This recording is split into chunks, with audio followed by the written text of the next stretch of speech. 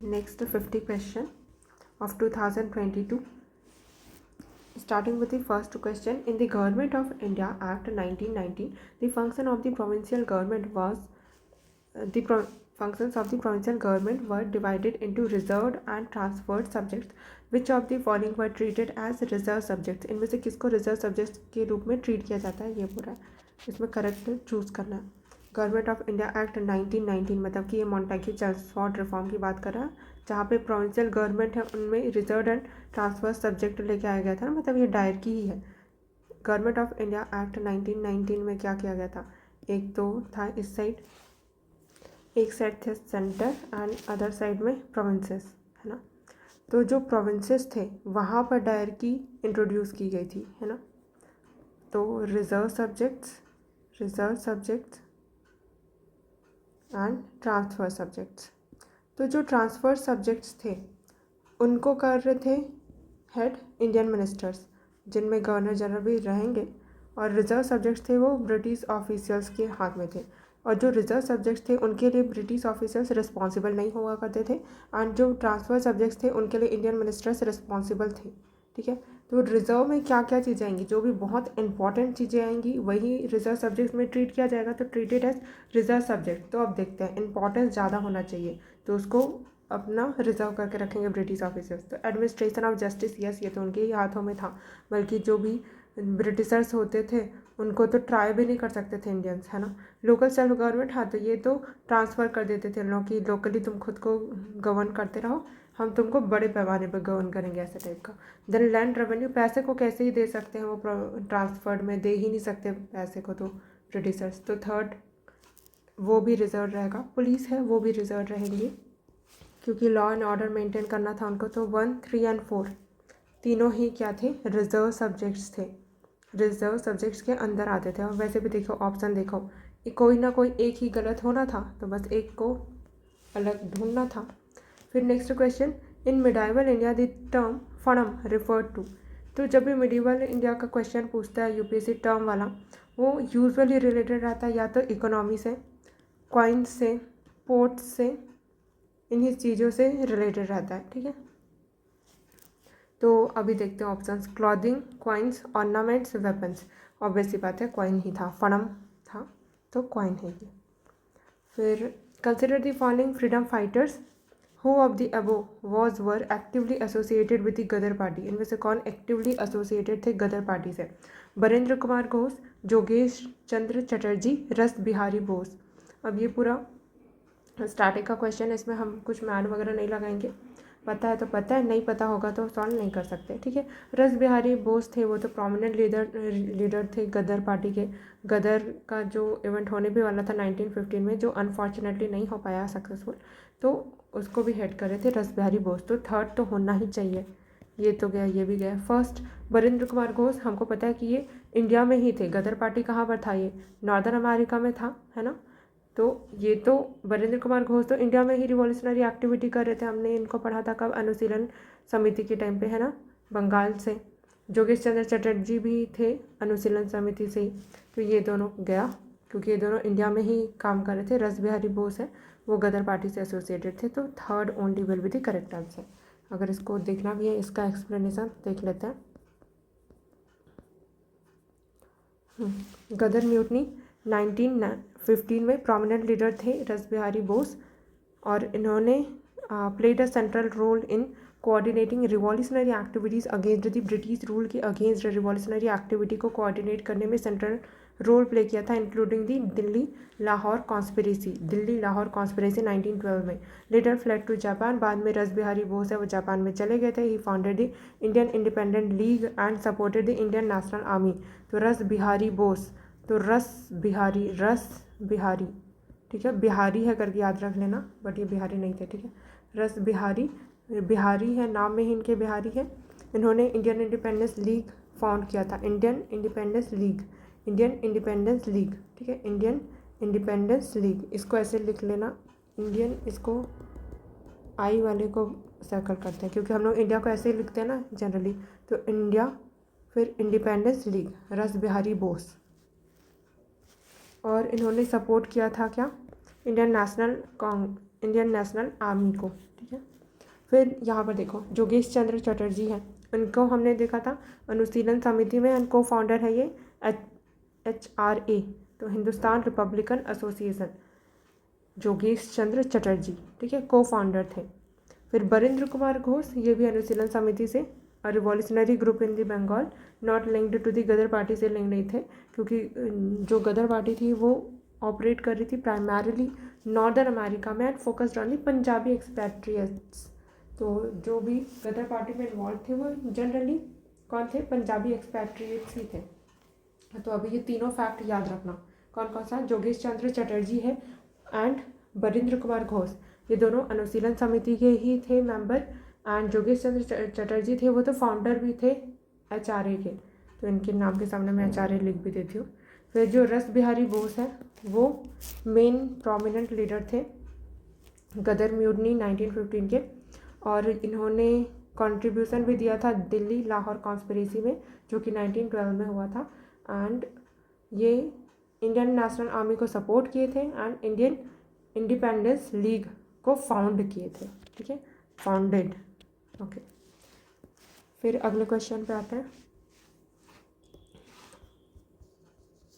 With reference to the proposals of the Cripps mission के proposal के बारे में क्वेश्चन है। अब सबसे पहले तो क्रिप्स मिशन है वो आया कब था, 1942 में, ठीक है, ईयर याद रखते हुए चलना। करेक्ट कौन है ये पूछ रहा है। तो the constituent assembly would have members nominated by the provincial assemblies as well as principal states. UPSC जब भी एज वेल एज दिस बोलता है ना, तो थोड़ा सा कॉन्शियस होकर पढ़ना, क्योंकि जनरली इनमें से कोई ना कोई अदर पार्ट नहीं रहता है, ठीक है। यहाँ पर रियल में स्टेट में ऐसा था होगा कि the constituent assembly would have members nominated by the provincial assemblies, but नहीं, nominated तो प्रिंसिपल स्टेट से थे ना, इलेक्टेड थे, तो यहाँ पे elected by the principal states and nominated by the principal states, है ना, प्रिंसिपल स्टेट से नॉमिनेटेड थे एंड प्रोविंशियल से इलेक्टेड थे, है ना, तो ये तो गलत है। सेकेंड क्या बोल रहा है, any province which is not prepare to accept the new constitution would have the right to resign a separate agreement with Britain regarding its future status. तो यही तो बोन ऑफ कंटेंशन था कि कांग्रेस ने इसको एक्सेप्ट नहीं किया कि ऐसे कैसे कि बाकी प्रोविंस उनको ये आपने परमिशन दे दी कि वो अपना अलग बना सकते हैं और सिसीड कर सकते हैं ये सब, तो ये दिस वॉज करेक्ट, ठीक है। और क्या था क्रिप्स मिशन का प्रपोजल कि इन्होंने डोमिनियन स्टेटस बोला था, तो कांग्रेस ने इसको भी मना कर दिया था, और इसी पे क्रिप्स मिशन 1942 के ऊपर ही गांधी जी ने ये बोला था कि पोस्ट डेटेड चेक है करके, ठीक है। तो अभी तो हमको सेकंड ऑल बस मार्क करना है, आगे बढ़ना है। With reference to the Indian history consider the following text, कौन से इनमें से जैन टेक्स्ट है ये बोल रहा है। इसको थोड़ा हिंदी में ही पढ़ लेते हैं ऐसे वाले क्वेश्चन को, अरे हिंदी में है ही नहीं, चलो छोड़ो। नेति प्रकरण, ठीक। फिर परिशिष्ट पर्वन, एंड देन अवदान शतक, फिर है तिलक, क्या लिखा हुआ है, त्रिषष्टि लक्षणा एंड महापुराण, ठीक है। अब देखो जैन टेक्स्ट कौन कौन से हैं। यूपीएससी क्या करता है, जनरली जब जैन वाला पूछता है तो बुद्धिज़्म वाला मिक्स कर देता है, तो यहाँ पर से कुछ बुद्धिज़्म वाले होंगे। अब अगर कुछ भी नहीं समझ आ रहा है तो 2 आउट ऑफ 4 वाले में मार्क करके चलो, तो फिर 2 और 4 करेक्ट हो जाएगा, तो आगे बढ़ सकते हैं। अगर इसके अलावा कोई ट्रिक अपनाना है तो फिर हम जैनिज़्म में हम लोग पर्वन एक फेस्टिवल मतलब उनका त्यौहार रहता है जहाँ पर वो एक क्षमा वाला रहता है ना, तो उन लोग पर्वन पढ़ते हैं उसको, तो मुझे ये याद था कि उसमें कुछ पर्वन होता है करके। तो अगर ये सेकंड नंबर वाला जैनिज़्म वाला टेक्स्ट है ये तो पता चल गया, फिर तो सेकंड तो होना ही चाहिए, तो एक ऑप्शन है वो एलिमिनेट हो जाएगा। फिर बाकी आते हैं इन तीनों में, नीति प्रकरण, अवदान शतक एंड त्रिषष्टि लक्षण महापुराण। अब इनमें से कोई कौन सा ही होगा, अब तो यहाँ तक आने के बाद तो मुश्किल है कि कैसे मार्क करेंगे, तो यहाँ पर 2 आउट ऑफ 4 वाले में तो वर्क कर जाएगा, और आंसर भी यही है 2 और 4 ही है। तो अभी हम लोग क्या कर लेते हैं, बस पढ़ लेते हैं कि अगली बार अगर क्वेश्चन ये रिपीट होता है तो हमको पता हो कि ये क्वेश्चन था क्या। तो नेति प्रकरण है, ये पाली कैनन है। देखो पाली में ना मैंने एक चीज़ नोटिस की है कि कोई भी वर्ड ना रिपीट में लिखा जाता है। जैसे नेति प्रकरण भी लिखा जा सकता था, लेकिन नेति प्रकरण, ठीक है, ऐसे लिखते हैं। तो नेति प्रकरण पाली कैनन है, sometimes included in the Khuddaka Nikaya, attributed to the Buddha disciple. Katyayana, जो बुद्धा के डेसिबल है कात्यायन, यहाँ पर से ये याद रखना कि जो कात्यायन है वो बुद्धिज़्म से रिलेटेड है, ठीक है। कात्यायन को देखो KACCANA लिखा गया है, ठीक है। कात्यायन, ये कात्यायन ही है। और डिवाइडेड इनटू सेक्शंस, संग्रह, ये तो काम करनी है। तो बस इतना पता होना चाहिए कि नेति प्रकरण पाली में है एंड बुद्धिस्ट टेक्स्ट है, ठीक है। तो नेति प्रकरण, प्रकरण वाला है वो बुद्धिस्ट है, पर्वण वाला है वो जैनिज्म का है, ठीक है। तो ये वाला चीज़ नोटिस करके रखना। और ये तो कात्यायन है वो बुद्धिज़्म के हैं, कात्यायन बुद्धिस्ट है, ठीक है। डेसिपल बुद्धा के डेसिपल है। फिर परिशिष्ट पर्वण, परिशिष्ट पर्वण है स्थविरवली, जैन टेक्स्ट है। तो परिशिष्ट पर्वण जैन टेक्स्ट है। किसने लिखा है? हेमचंद्र ने लिखा है। तो ये परिशिष्ट पर्वण किसने लिखा है? हेमचंद्र, हेमचंद्र। मैंने इसको ऐसे याद रखा है कि जब चांद आता है ना और उससे जब हिम की वर्षा होती है, जैसे प्रेसिपिटेशन क्या के फॉर्म में होता है? रेन के फॉर्म में होता है, हिम के फॉर्म में भी हो सकता है ना, जिसको हम लोग स्नो बोलते हैं, स्नोफॉल। तो चांद से जब हिम की वर्षा होती रहेगी तब हम लोग ये पर्वण है, ये त्यौहार मनाएंगे परिशिष्ट रूप में, ठीक है। Jain philosophy and the history. फिर अवदान शतक, शतक बोल रहा है मतलब 100 तो कुछ हो गई, तो 100 मोरल स्टोरीज है। और जनरली जैसे कि जातक स्टोरीज है, वो भी बुद्धा के पास्ट बर्थ से रिलेटेड है। तो शतक है, ये भी स्टोरीज है, मोरल स्टोरीज है, ये भी बुद्धिज़्म से रिलेटेड है, ऐसा याद रख लेना, ठीक।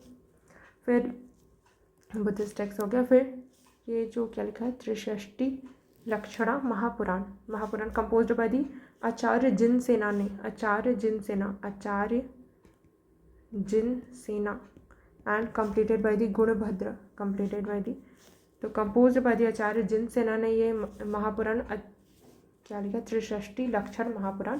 जो त्रिषष्टि लक्षण महापुराण है इसको लिखा है आचार्य जिन सेना ने, एंड कंप्लीट किसने किया? गुणभद्रा। ये वाला ऑप्शन यूपीएससी ने एक बार और दिया था, अभी मुझे याद नहीं है एग्जैक्टली। कंप्लीट किया है इसने, कंप्लीटेड बाय गुणभद्रा, गुणभद्रा। ये पता चल जाएगा ना कि ये भी बुद्धिज़्म थे, है ना, बुद्धिस्ट है। नहीं जैन है, जैन है, जैन है। गुणभद्रा जैन टेक्स्ट, तो ये भी जैन ही होंगे। जिन सेना बोल रहा, तो हाँ, जो जैनिज्म को फॉलो करते हैं उनको भी तो जिना बोला जाता है ना, और जिना और जैन्स ऐसे कुछ बोलते हैं। फॉलोअर ऑफ जैनिज्म को जैन्स बोलते हैं और जिना भी किसी को बोलता है। कंप्लीटेड बाय दी गुणभद्रा, तो गुणभद्रा को याद रखना, ये जैनिज्म से रिलेटेड है, ये भी जैनिज्म से रिलेटेड। अब मैं वापस से याद करवा देती हूँ। अच्छा, यहाँ पर और कुछ फैक्ट है कि आदि पुराण है bye the Jinasena and Uttar Purana by the Gunabhadra, written in Sanskrit and Apabhramsha languages में लिखी गई है। और यहाँ पर कुछ और बताया गया, narrates the lives of the 63 illustrious figures, Shalaka Purusha including Tirthankar, Chakravarti, Balabhadra, Vasudeva, Prati Vasudeva, emphasizes Jain principles like the ahimsa and aparigraha. Structure divided into 2 parts में डिवाइडेड है। तो ये त्रिषष्टि लक्षण महापुराण 2 पार्ट में डिवाइडेड है। एक है आदि पुराण by the Jinasena and Uttar Purana by the गुणभद्रा। आदि पुराण बाय दी जिन सेना, आदि पुराण जिन सेना के द्वारा लिखा गया, एंड उत्तर पुराण ये लिखा गया है बाय दी गुणभद्रा, गुणभद्रा। तो अगली बार यूपीएससी ये पूछ सकता है कि आदि पुराण है वो जैनिज्म का टेक्स्ट है कि क्या क्या है।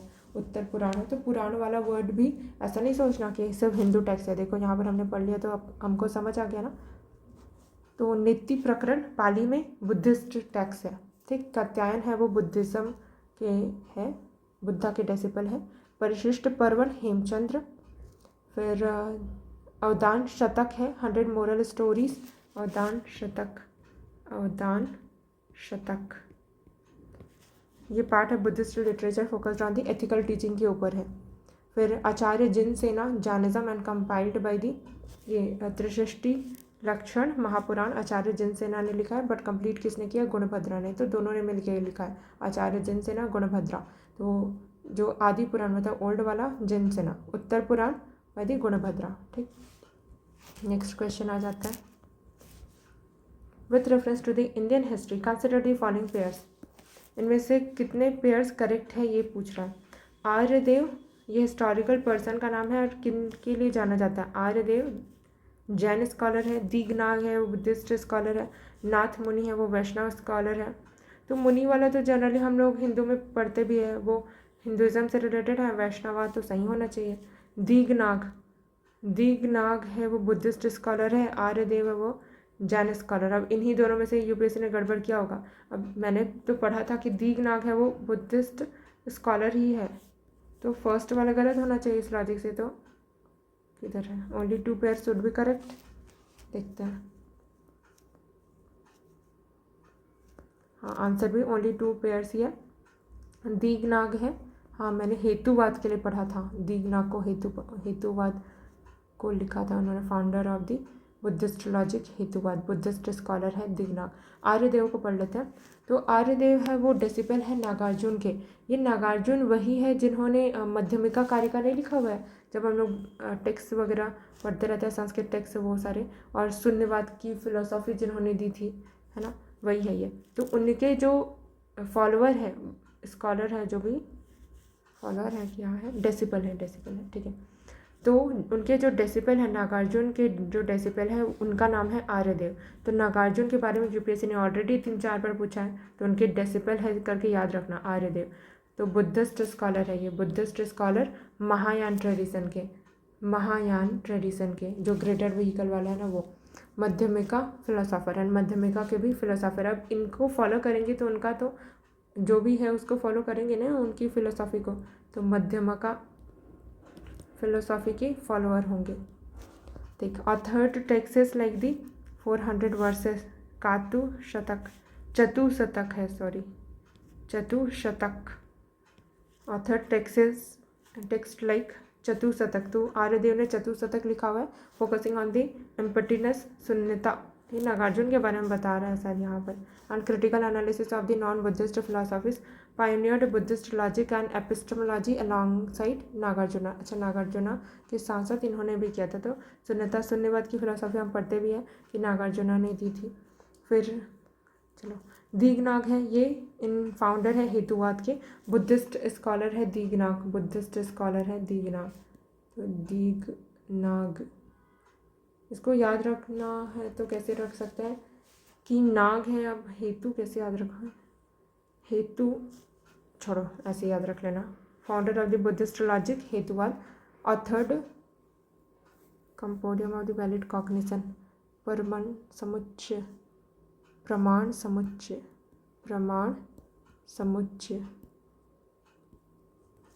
तो प्रमाण बोल रहा है मतलब कि क्या, लॉजिक की बात कर रहा है, तो बुद्धिस्ट लॉजिक ये सब हो सकता है। देखो, प्रत्यक्ष और अनुमान, इन्फ्रेंस एंड प्रत्यक्ष की बात चल रही है। फिर नाथ मुनि है वो वैष्णव स्कॉलर ही है, श्री वैष्णविज्म थियोलॉजियन, कंपाइल्ड दी नाला ईरा दिव्य प्रबंधम। ये नाला ईरा दिव्य प्रबंधन, इसी को ही तमिल वेदा बोला जाता है। किसने लिखा है इसको, अलवर ने। ठीक है, Nalayira Divya Prabandham, a collection of the 4000 Tamil hymns है इसमें, by the Alvars revered as a Tamil Veda बोला जाता है, तमिल का वेदा बोला जाता है। तो Nalayira Divya Prabandham also known as the Tamil Veda. Nathamuni है, वैष्णव के हैं, और नाथ मुनि ने ही कंपाइल किया है इसको। ठीक है, कंपाइल्ड दी, नाथ मुनि ने ही कंपाइलेशन का काम किया हुआ है, और भाई अलवर। ऑथर्ड युगरहस्य, न्याय तत्व एंड वैदिक भक्ति ट्रेडिशन। इतना ही काफ़ी है, रिकॉल कर लेते हैं वापस से। आर्यदेव नागार्जुन के डिसिपल है, और चतुशतक लिखा हुआ है, मध्यमिका के फॉलोअर है, फिलोसॉफी है, और महायान ट्रेडिशन के भी फॉलोअर है। नागार्जुन का मध्यमिका कारिका लिखा हुआ है। दीगनाग है वो बुद्धिस्ट है, फाउंडर ऑफ द हेतुवाद। फिर प्रत्यक्ष अनुमान को एम्फेसाइज करता है। फिर जो नाथ मुनि है वो वैष्णव स्कॉलर है, इन्होंने कंपाइल किया है नाला ईरा दिव्य प्रबंधम, जो कि 4000 हिम्स लिखा गया था, तमिल हिम्स है ये। 4000 हिम्स अलवर ने लिखा है, लेकिन इन सबको कंपाइल करने का काम नाथ मुनि ने किया है, ठीक है। और ये जो क्योंकि इतना बड़ा हो गया ना 4000 तमिल हेम्स, तो इसलिए इसको तमिल वेदा बोल रहे हैं, ठीक। अगला question, with reference to the Indian history, consider the following statement: the first Mongol invasion in India happened during the reign of the Jalaluddin Khilji। अब देखो ये फैक्ट है, हो सकता है इसमें कोई और किंग का नाम हो, अभी इसको क्वेश्चन मार्क करते हैं, आगे बढ़ते हैं। ड्यूरिंग दी, अच्छा हमको करेक्ट आंसर चूज करना है। During the reign of the Alauddin Khilji, one Mongol assault marched up to Delhi and besieged the city. Alauddin Khilji के टाइम पे एक मंगोल का असॉल्ट हुआ जिसने मार्च किया up to Delhi and besieged the city. अब यहाँ पे फोकस इसके ऊपर नहीं है, फोकस इसके ऊपर है कि उसने मार्च अप टू दिल्ली किया था कि नहीं। गलत होना होगा तो इधर गलत होगा, इधर नहीं, क्योंकि इसके रेंज में कोई ना कोई एक तो आया था, ऐसा बोल रहा है मंगोल, जिसने दिल्ली तक का मार्च किया था और सीज किया था, बेसीज किया था सिटी को। बट यूपीएससी ने जानबूझ के यहाँ पर उस मंगोल का नाम लिखा ही नहीं है, ठीक है, तो जानबूझ के फैक्ट अवॉइड कर रहा है वो। फिर Muhammad bin Tughlaq temporarily lost portions of the north west of his kingdom to the Mongol. Muhammad bin Tughlaq है, उसने थोड़ी टाइम के लिए टेम्पोररीली लॉस्ट कर लिया था अपना जो पोर्शन है north west of his kingdom to the Mongols. पर हम लोग जब भी मोहम्मद बिन तुगलक के बारे में पढ़ते हैं, इनको अनफॉर्चुनेट किंग बोल के नाम से जाना जाता है, तो उनके बारे में हम लोग कभी ये नहीं पढ़े थे कि उन्होंने मंगोल है उसको कुछ टेरिटरी लॉस्ट करी थी, बल्कि इसने तो क्या किया था, रपेल किया था, जो तमासरीन खान ऐसा करके कुछ था।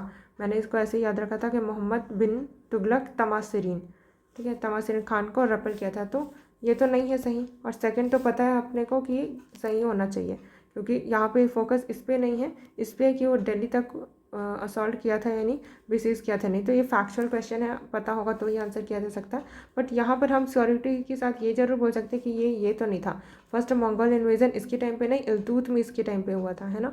इल्तुतमिश के टाइम पे पहला मंगोल इन्वेजन हुआ था और इल्तुतमिश ने जो ख्वारिज़म शाह है उसको मना कर दिया था शेल्टर देने से, जिसको कौन ढूंढ रहा था, चंगेज़ खान। तो उस टाइम पे मंगोल इन्वेजन ऐसा कुछ थ्रेट वगैरह हो रहा था और इसने फिर ये चल रहा था, ठीक है, तो दिस इज़ नॉट करेक्ट, तो second only will be the correct answer. Next question, with reference to the Indian history, who of the following were known as the Kulahdaran? Arab merchant, Qalandar, Persian, calligraphist, Sayyid. तो देखो इनमें से odd one out से ही बनेगा कुलह दारन। कौन कुलह दारन करते हैं, दारन मतलब कि धारण कर रहे हैं, ठीक है, तो अरब मर्चेंट्स के बारे में है, और कालंदर, पर्शियन कैलीग्राफिस्ट एंड सैयद्स। इनमें से थीम यूपीएससी का ये तो बिल्कुल नहीं है, अरब मर्चेंट्स के बारे में कभी पूछा नहीं है। कालंदर पता नहीं कौन ही होता है, हमने कभी पढ़ा नहीं। सैयद से तो दिल्ली सल्तनत के है ना, सैयद लोधी, तो दिल्ली सल्तनत के बारे में यूपीएससी पूछते रहता है, तो this can be the answer और दिस इज द आंसर, ठीक है। With reference to the Indian history, consider the following statement. The Dutch, अब यहाँ पर करेक्ट आंसर हमको ढूंढना है, करेक्ट स्टेटमेंट चूज करना है। The Dutch established their factories, warehouses on the east coast on the lands granted to them by the Gajapati rulers. Dutch कब आए थे? PEDDF, this was Dutch and ये dense. ये पोर्चुगीज आए थे 19 कहाँ, 1498 में, अरे लिखते नहीं भरा, 1498। इंग्लिश 1601 के आसपास, 1600 में इसकी इनकी ईस्ट इंडिया कंपनी बनी थी। एंड डच है वो 1606 आई गेस, और डेन्स 16, ये वाले तो 1613 1664, तो ऐसा कुछ था। और गजपति रूलर्स तो ये तो मिडाइवल इंडिया के टाइम पे थे, उड़ीसा में रूल कर रहे थे, तो ये तो नहीं हो सकता, ये तो बहुत पहले की बात है, 11th-12th सेंचुरी वगैरह के आसपास है I guess, I am not sure. लेकिन डच के टाइम पे इधर उड़ीसा के साइड में इन लोग तो नहीं थे, तो this is not correct. Alfonso de Albuquerque captured Goa from the Bijapur sultan. हाँ, ये हम लोग स्पेक्ट्रम में पढ़ते भी है, 1510 में कैप्चर किया था अल्बुकुर्की ने। और ये क्या नाम है, बीजापुर के सल्तनत, बीजापुर सल्तनत जो है उसको रूल कौन कर रहे थे उस टाइम पे? आदिल शाही डायनेस्टी, यूसुफ आदिल शाह जो थे, ठीक है, मैंने इसको याद भी करवाया था कि बीजा के ऊपर दिल आ गया करके, तो आदिल शाह थे, ठीक है, तो सेकंड तो करेक्ट है ही, इतना तो पता है ही अपने को, तो ये हट गया। फिर थर्ड स्टेटमेंट क्या बोल रहा है, English East India company established a factory at the Madras on a plot of land leased from a representative of the Vijayanagara empire. English East India company ने इस्टेब्लिश किया एक फैक्ट्री मद्रास में, उस प्लॉट ऑफ लैंड पे जो उसको लीज में मिला था representative of the Vijayanagara empire. अब देखो, अगर एक इंग्लिश ईस्ट इंडिया कंपनी को फैक्ट्री इस्टेब्लिश करने के लिए वो लीज में नहीं दिया गया था होगा, तो ये एग्जामिनर ऐसे सोच तो नहीं सकता ना, सीधा ये बना सकता था कि इंग्लिश ईस्ट इंडिया कंपनी ने इस्टेब्लिश किया था फैक्ट्री जो कि representative of the Vijayanagara empire ने से छीना था, या फिर ऐसा कुछ बना था। लेकिन ऑन लीज पे, मतलब कि स्पेसिफिक, मतलब बता रहा है कि हाँ लीज पे दिया गया था। फिर विजयनगर एम्पायर के कोई रिप्रेजेंटेटिव थे, अगर उसको गलत करवाना होता तो यहाँ पे पक्का से नाम दे देता कि ऐसा कोई विजयनगर के इस किंग ने दिया था। जैसे यहाँ पर गजपति रूलर्स दे के गलत कराया, तो यहाँ पर गलत कराने का यूपीएससी का एक तरीका है, और यहाँ पर गलत कराने के लिए उसने कुछ ऐसा कुछ यूज़ नहीं किया है, और कोई एक ही गलत हो सकता है जो कि हमने पहले आइडेंटिफाई कर दिया। तो second and third should be correct, ठीक है। ओनली वन ओनली टू वाले के केस में मैं बता रही हूँ कि जहाँ पर स्पेसिफिक बता देता है कि यही रूलर के टाइम पे इसके रेन पे हुआ था ऐसा चीज़, वैसी चीज़ों पे यूपीएससी गलत कराता है। जैसे अगर यहाँ पे उसको गलत कराना होता तो कैप्चर्ड गोवा फ्रॉम बीजापुर की जगह किसी और सल्तनत का नाम दे देता, दिल्ली सल्तनत का नाम दे देता, तो गलत होता है ना। यहाँ पर ऐसा कुछ स्पेसिफिक डिटेल नहीं दिया हुआ है, तो सही है ये, ओके। फिर अगला question, according to the Kautilya Arthashastra which one of the following is correct. तो करेक्ट स्टेटमेंट चूज करना है। A person could be a slave as a result of judicial punishment. जो पर्सन है उसको स्लेव बनाया जा सकता है जुडिशियल पनिशमेंट के कारण, हाँ बनाया जा सकता है। A female slave bore her master a son she was legally free. तो फीमेल है, फीमेल स्लेव अगर वो अपने मास्टर का सन कैरी की हुई है तो उसको लीगली फ्री कर दिया जाएगा। तो हमने वही देखा था कि ये इंडियन के द्वारा लिखा गया है ट्रीटाइज है ना, तो यूपीएससी कभी भी इसको डिग्रेड करने का ट्राई नहीं करेगा। तो यस, जो वल्नरेबल सेक्शंस हैं उनके लिए पॉजिटिव वाला स्टेटमेंट सही होगा, तो this will be correct. If a son born to a female slave was fathered by her master, the son was entitled to the legal status of the master son, this is also correct। तो हम exam hall में तो तीनों mark करके आएंगे। UPSC ने इसका answer दिया है कि first is wrong, second third is correct, but Google में इतने जगह सर्च करने के बाद ये मिल रहा है सोर्सेज में कि this is also correct. But अब यूपीएससी है, रिप्रेजेंटेशन भेज नहीं सकते क्योंकि पूरे सिलेक्शन हो चुके हैं, so we can't do anything about it। Just exam hall में हमको क्या करके आना है वो बस पता होना चाहिए। एक दो क्वेश्चन ऐसे में गलत होंगे। तो करेक्ट आंसर क्या है यहाँ पर हमको पता करना है। Tight monetary policy of the US federal reserve could lead to the capital flight बोल रहा है। अगर यूएस फेडरल रिजर्व है वो टाइट मॉनेटरी पॉलिसी अपनाती है, टाइट मॉनेटरी पॉलिसी का मतलब क्या होता है कि इंटरेस्ट रेट बढ़ा रही है वो, है ना। तो it will lead to capital flight, could lead to, ऐसा नहीं बोल रहा कि it surely lead to this, नहीं ना। तो क्या ये कैपिटल फ्लाइट लीड करेगा? हाँ, क्योंकि इंटरेस्ट रेट ज़्यादा है, तो जो इंडिया में जो इन्वेस्टर्स है वो वहाँ यूएस फेडरल रिजर्व में अपना पैसा डालेंगे क्योंकि उनको इंटरेस्ट ज़्यादा मिलेगा, तो इंडिया से तो कैपिटल फ्लाइट हो रही है, तो yes this is correct. Second बोल रहा कि कैपिटल फ्लाइट में increase the interest cost of the firms with existing external commercial boring. Capital flight है उसके कारण हो सकता है interest cost of the firms increase हो जाए क्योंकि एग्जिस्टिंग कमर्शियल बोरिंग, हाँ क्योंकि जो एक्सटर्नल कमर्शियल बोरिंग है हमने ये बाहर से बोरो किया है, और बाहर में अगर क्या हो रहा है डॉलर है उसका प्राइस बढ़ते जा रहा है, मतलब अप्रिसिएट हो रही, तो रुपये इधर डिप्रिसिएट होगी तो एक्सचेंज रेट में दिक्कत आएगी ना, तो इसके कारण हमारा क्या होगा, कॉस्ट ऑफ सर्विसिंग है वो दिक्कत करेगी। तो कैपिटल फ्लाइट है वो इंक्रीज कर सकते हैं interest cost of the firms, तो this is also correct. Devaluation of the domestic currency decreases the currency risk. अगर हमारी डोमेस्टिक करेंसी डिवैल्यू हो जाती है तो डिक्रीज हो जाएगा क्या करेंसी रिस्क, इससे तो बढ़ जाएगा currency risk associated with ECB। गलत है ये, फर्स्ट एंड सेकंड विल भी करेक्ट, बट यूपीएससी ने ये क्वेश्चन डिलीट कर दिया, पता नहीं क्यों डिलीट किया, बट 1 एंड सेकेंड है सही है, थर्ड वाला गलत है, क्योंकि जब भी करेंसी है वो क्या होगी, डिवैल्यू होगी डोमेस्टिक करेंसी, तो जो करेंसी रिस्क है वो बढ़ जाएगा, क्योंकि हमको अब जो इंटरेस्ट का मतलब जो लोन का फाइनेंस करना था वो महंगा पड़ेगा, हमको ज़्यादा पैसे देने होंगे सेम अमाउंट ऑफ डॉलर के लिए, क्योंकि रुपी डिप्रिसिएट हो गई है, ठीक। फिर consider the following states Andhra Pradesh, Kerala, Himachal Pradesh, Tripura. How many of the above are generally known as the tea producing states. Generally जाना जाता है टी प्रोड्यूसिंग स्टेट के रूप में, मतलब जनरली तो किसी को भी जाना जा सकता है ना, मेजर प्रोड्यूसिंग स्टेट बोलता तब हम चूज़ करते हैं, बट जनरली बोल रहा है तो सबके सभी होंगे। देखो आंध्र प्रदेश का लोकेशन देखो इधर है, तो ये इधर तो टी होता ही है। फिर केरला में भी टी होता ही है, ये केरला कर्नाटक में टी कॉफ़ी होती है तो केरला भी होगा। हिमाचल प्रदेश में भी होता है। त्रिपुरा इधर नॉर्थ ईस्ट में तो होता ही है, वेस्ट बंगाल का दार्जिलिंग वाला इलाका। तो ऑल 4 स्टेट्स हैं जो जनरली जाना जाता है टी प्रोड्यूसिंग स्टेट्स के रूप में। Next question, consider the following statement which of the following given above are correct. कौन सा करेक्ट है? In India credit rating agencies are regulated by the RBI। जहाँ पर भी RBI या सेबी बोले एकदम कान खड़े हो जाने चाहिए, क्योंकि यूपीएससी हर बार यही करता है कि RBI को सेबी से एक्सचेंज कर देता है। अब देखो कि कहाँ उसने क्या किया है। इंडिया में, इन इंडिया क्रेडिट रेटिंग एजेंसी नहीं, क्रेडिट इन्फॉर्मेशन है वो वाले को RBI रेगुलेट करता है, रेटिंग एजेंसी को सेबी रेगुलेट करता है। तो दिस इज़ रॉन्ग। तो यूपीएससी हमको सिर्फ यहीं पे ही चेक कर रहा था, अब बाकी स्टेटमेंट से वो चेक करने के लिए नहीं है, आपको बस पता होना चाहिए ऐसा है। और यूपीएससी एक्सपेक्ट भी नहीं कर रहा है कि आपको एकदम हर चीज़ पता हो, बट ये पता होना चाहिए कि कौन रेगुलेट कर रहा है। The rating agency popularly known as the ICRA is a public limited company. अब यहाँ पर ऐसा सोचना कि क्या यूपीएससी चाहता है हमको कि हम जितने भी रेटिंग एजेंसी है उसके बारे में पता हो कि पब्लिक लिमिटेड कंपनी है, ये सब नहीं ना। तो यूपीएससी ऐसे स्टेटमेंट्स को जनरली सही ही देता है, ठीक है। उसको चेक करना होगा तो वो एकदम फैक्चुअल क्वेश्चन, एकदम बेसिक वाले पे चेक करेगा कि क्या तुमको ये पता है कि इसको रेगुलेट कौन कर रहा है, RBI या सेबी, यहाँ पे चेक किया उसने।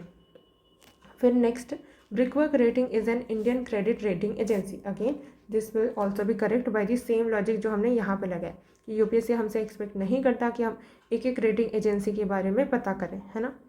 तो थर्ड इज ऑल्सो करेक्ट, तो second and third is correct. तो यूपीएससी कहाँ पर गलत करा रहा है, उसके गलत कराने का पैटर्न एकदम सिमिलर है, और सेम ऐसा ही क्वेश्चन 2025 में उसने पूछा, जहाँ पर अगेन उसने यही किया, RBI लिख दिया था, आना वहाँ से भी था। और ये चीज़ मैंने अगेन ये प्रीवियस ईयर क्वेश्चन करने के बावजूद गलत करी, क्योंकि क्वेश्चन बनाते टाइम मेरा ध्यान उधर था ही नहीं। अब हम एकदम दिमाग में फिट करके बैठेंगे, RBI दिया तो क्या हम सोच सकते थे कि यहाँ पे से भी हो सकता था क्या, एक बार ये थॉट देना ही है, ठीक। फिर with reference to the bank board bureau which of the following statement are correct. Bank board bureau अब तो ये रिप्लेस हो गई है बाय द FSIB, बट ठीक है।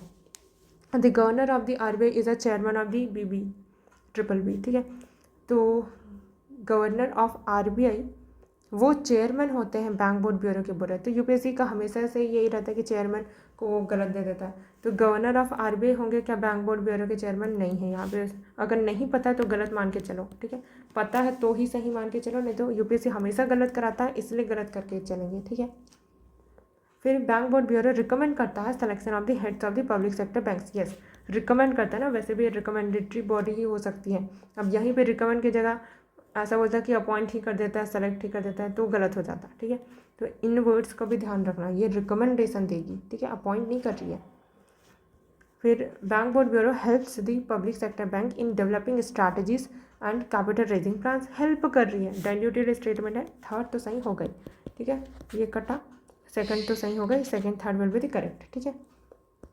अब अगला आगे बढ़ते हैं।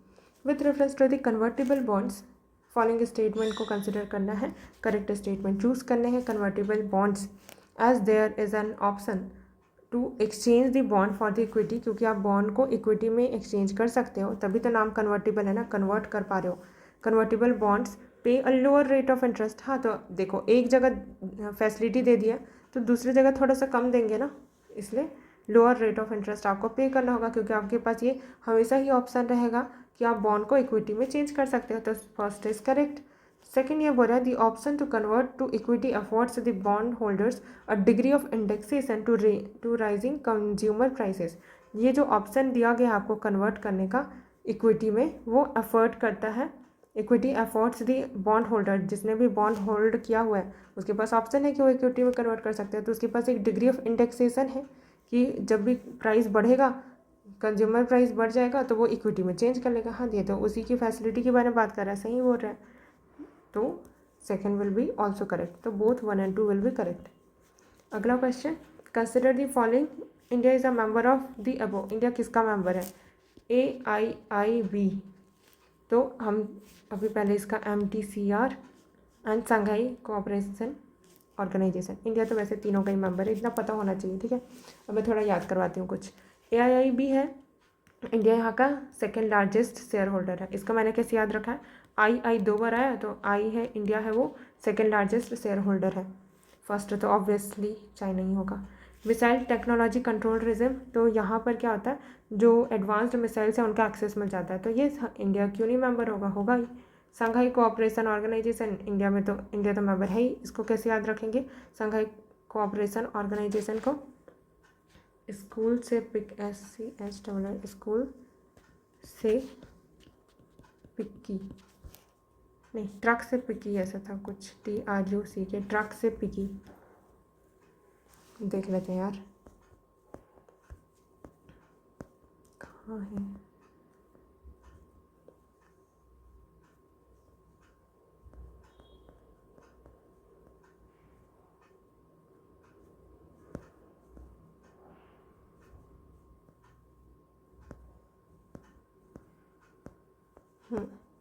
तो AIIB ये मैंने बता दिया सेकेंड लार्जेस्ट शेयर होल्डर है आफ्टर चाइना।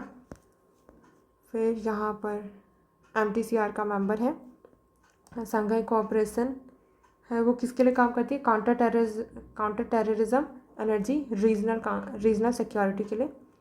फिर मेंबर्स यहाँ पर कहाँ पर दिया हुआ है, संघाई कोऑपरेशन ऑर्गेनाइजेशन को पहले S5 बोला जाता था, पहले बोला जाता था, ठीक है, संघाई 5, मतलब S5 मैंने लिखा है, S5 नहीं बोलते थे, संघाई 5 बोलते थे, संघाई 5 बोलते थे, फिर संघाई कोऑपरेशन ऑर्गेनाइजेशन बोलते हैं।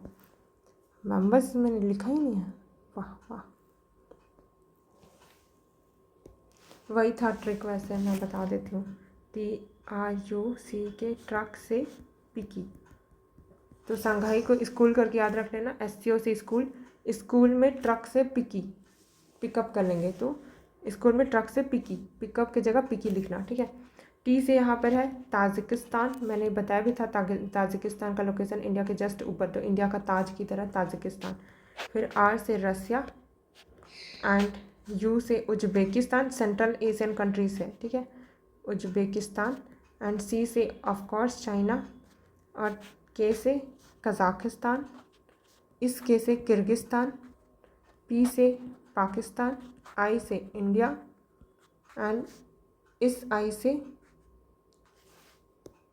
से कुछ नहीं है, 1 2 3 4 5 6 7 8 8 मेंबर्स ही है, ठीक है। तो इस वाले को ऐसे कट कर देना, तो ट्रक से पिक ही याद रख लेना, ट्रक से पिक, स्कूल में ट्रक से pick.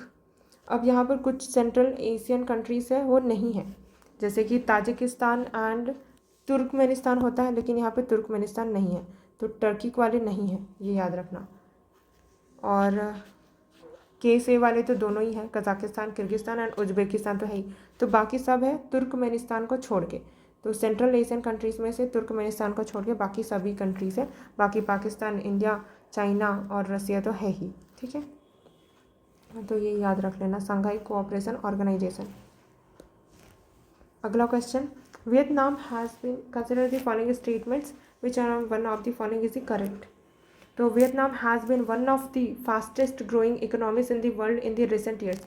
Vietnam one of the fastest growing economies है, ऐसा नहीं बोला कि ओनली फास्टेस्ट ग्रोइंग इकोनॉमीज है, और भी फास्टेस्ट ग्रोइंग इकोनॉमीज है वर्ल्ड में, लेकिन Vietnam is one of them, तो फर्स्ट शुड बी करेक्ट। यहाँ पे ऑप्शन देखो, इन दोनों को काटो।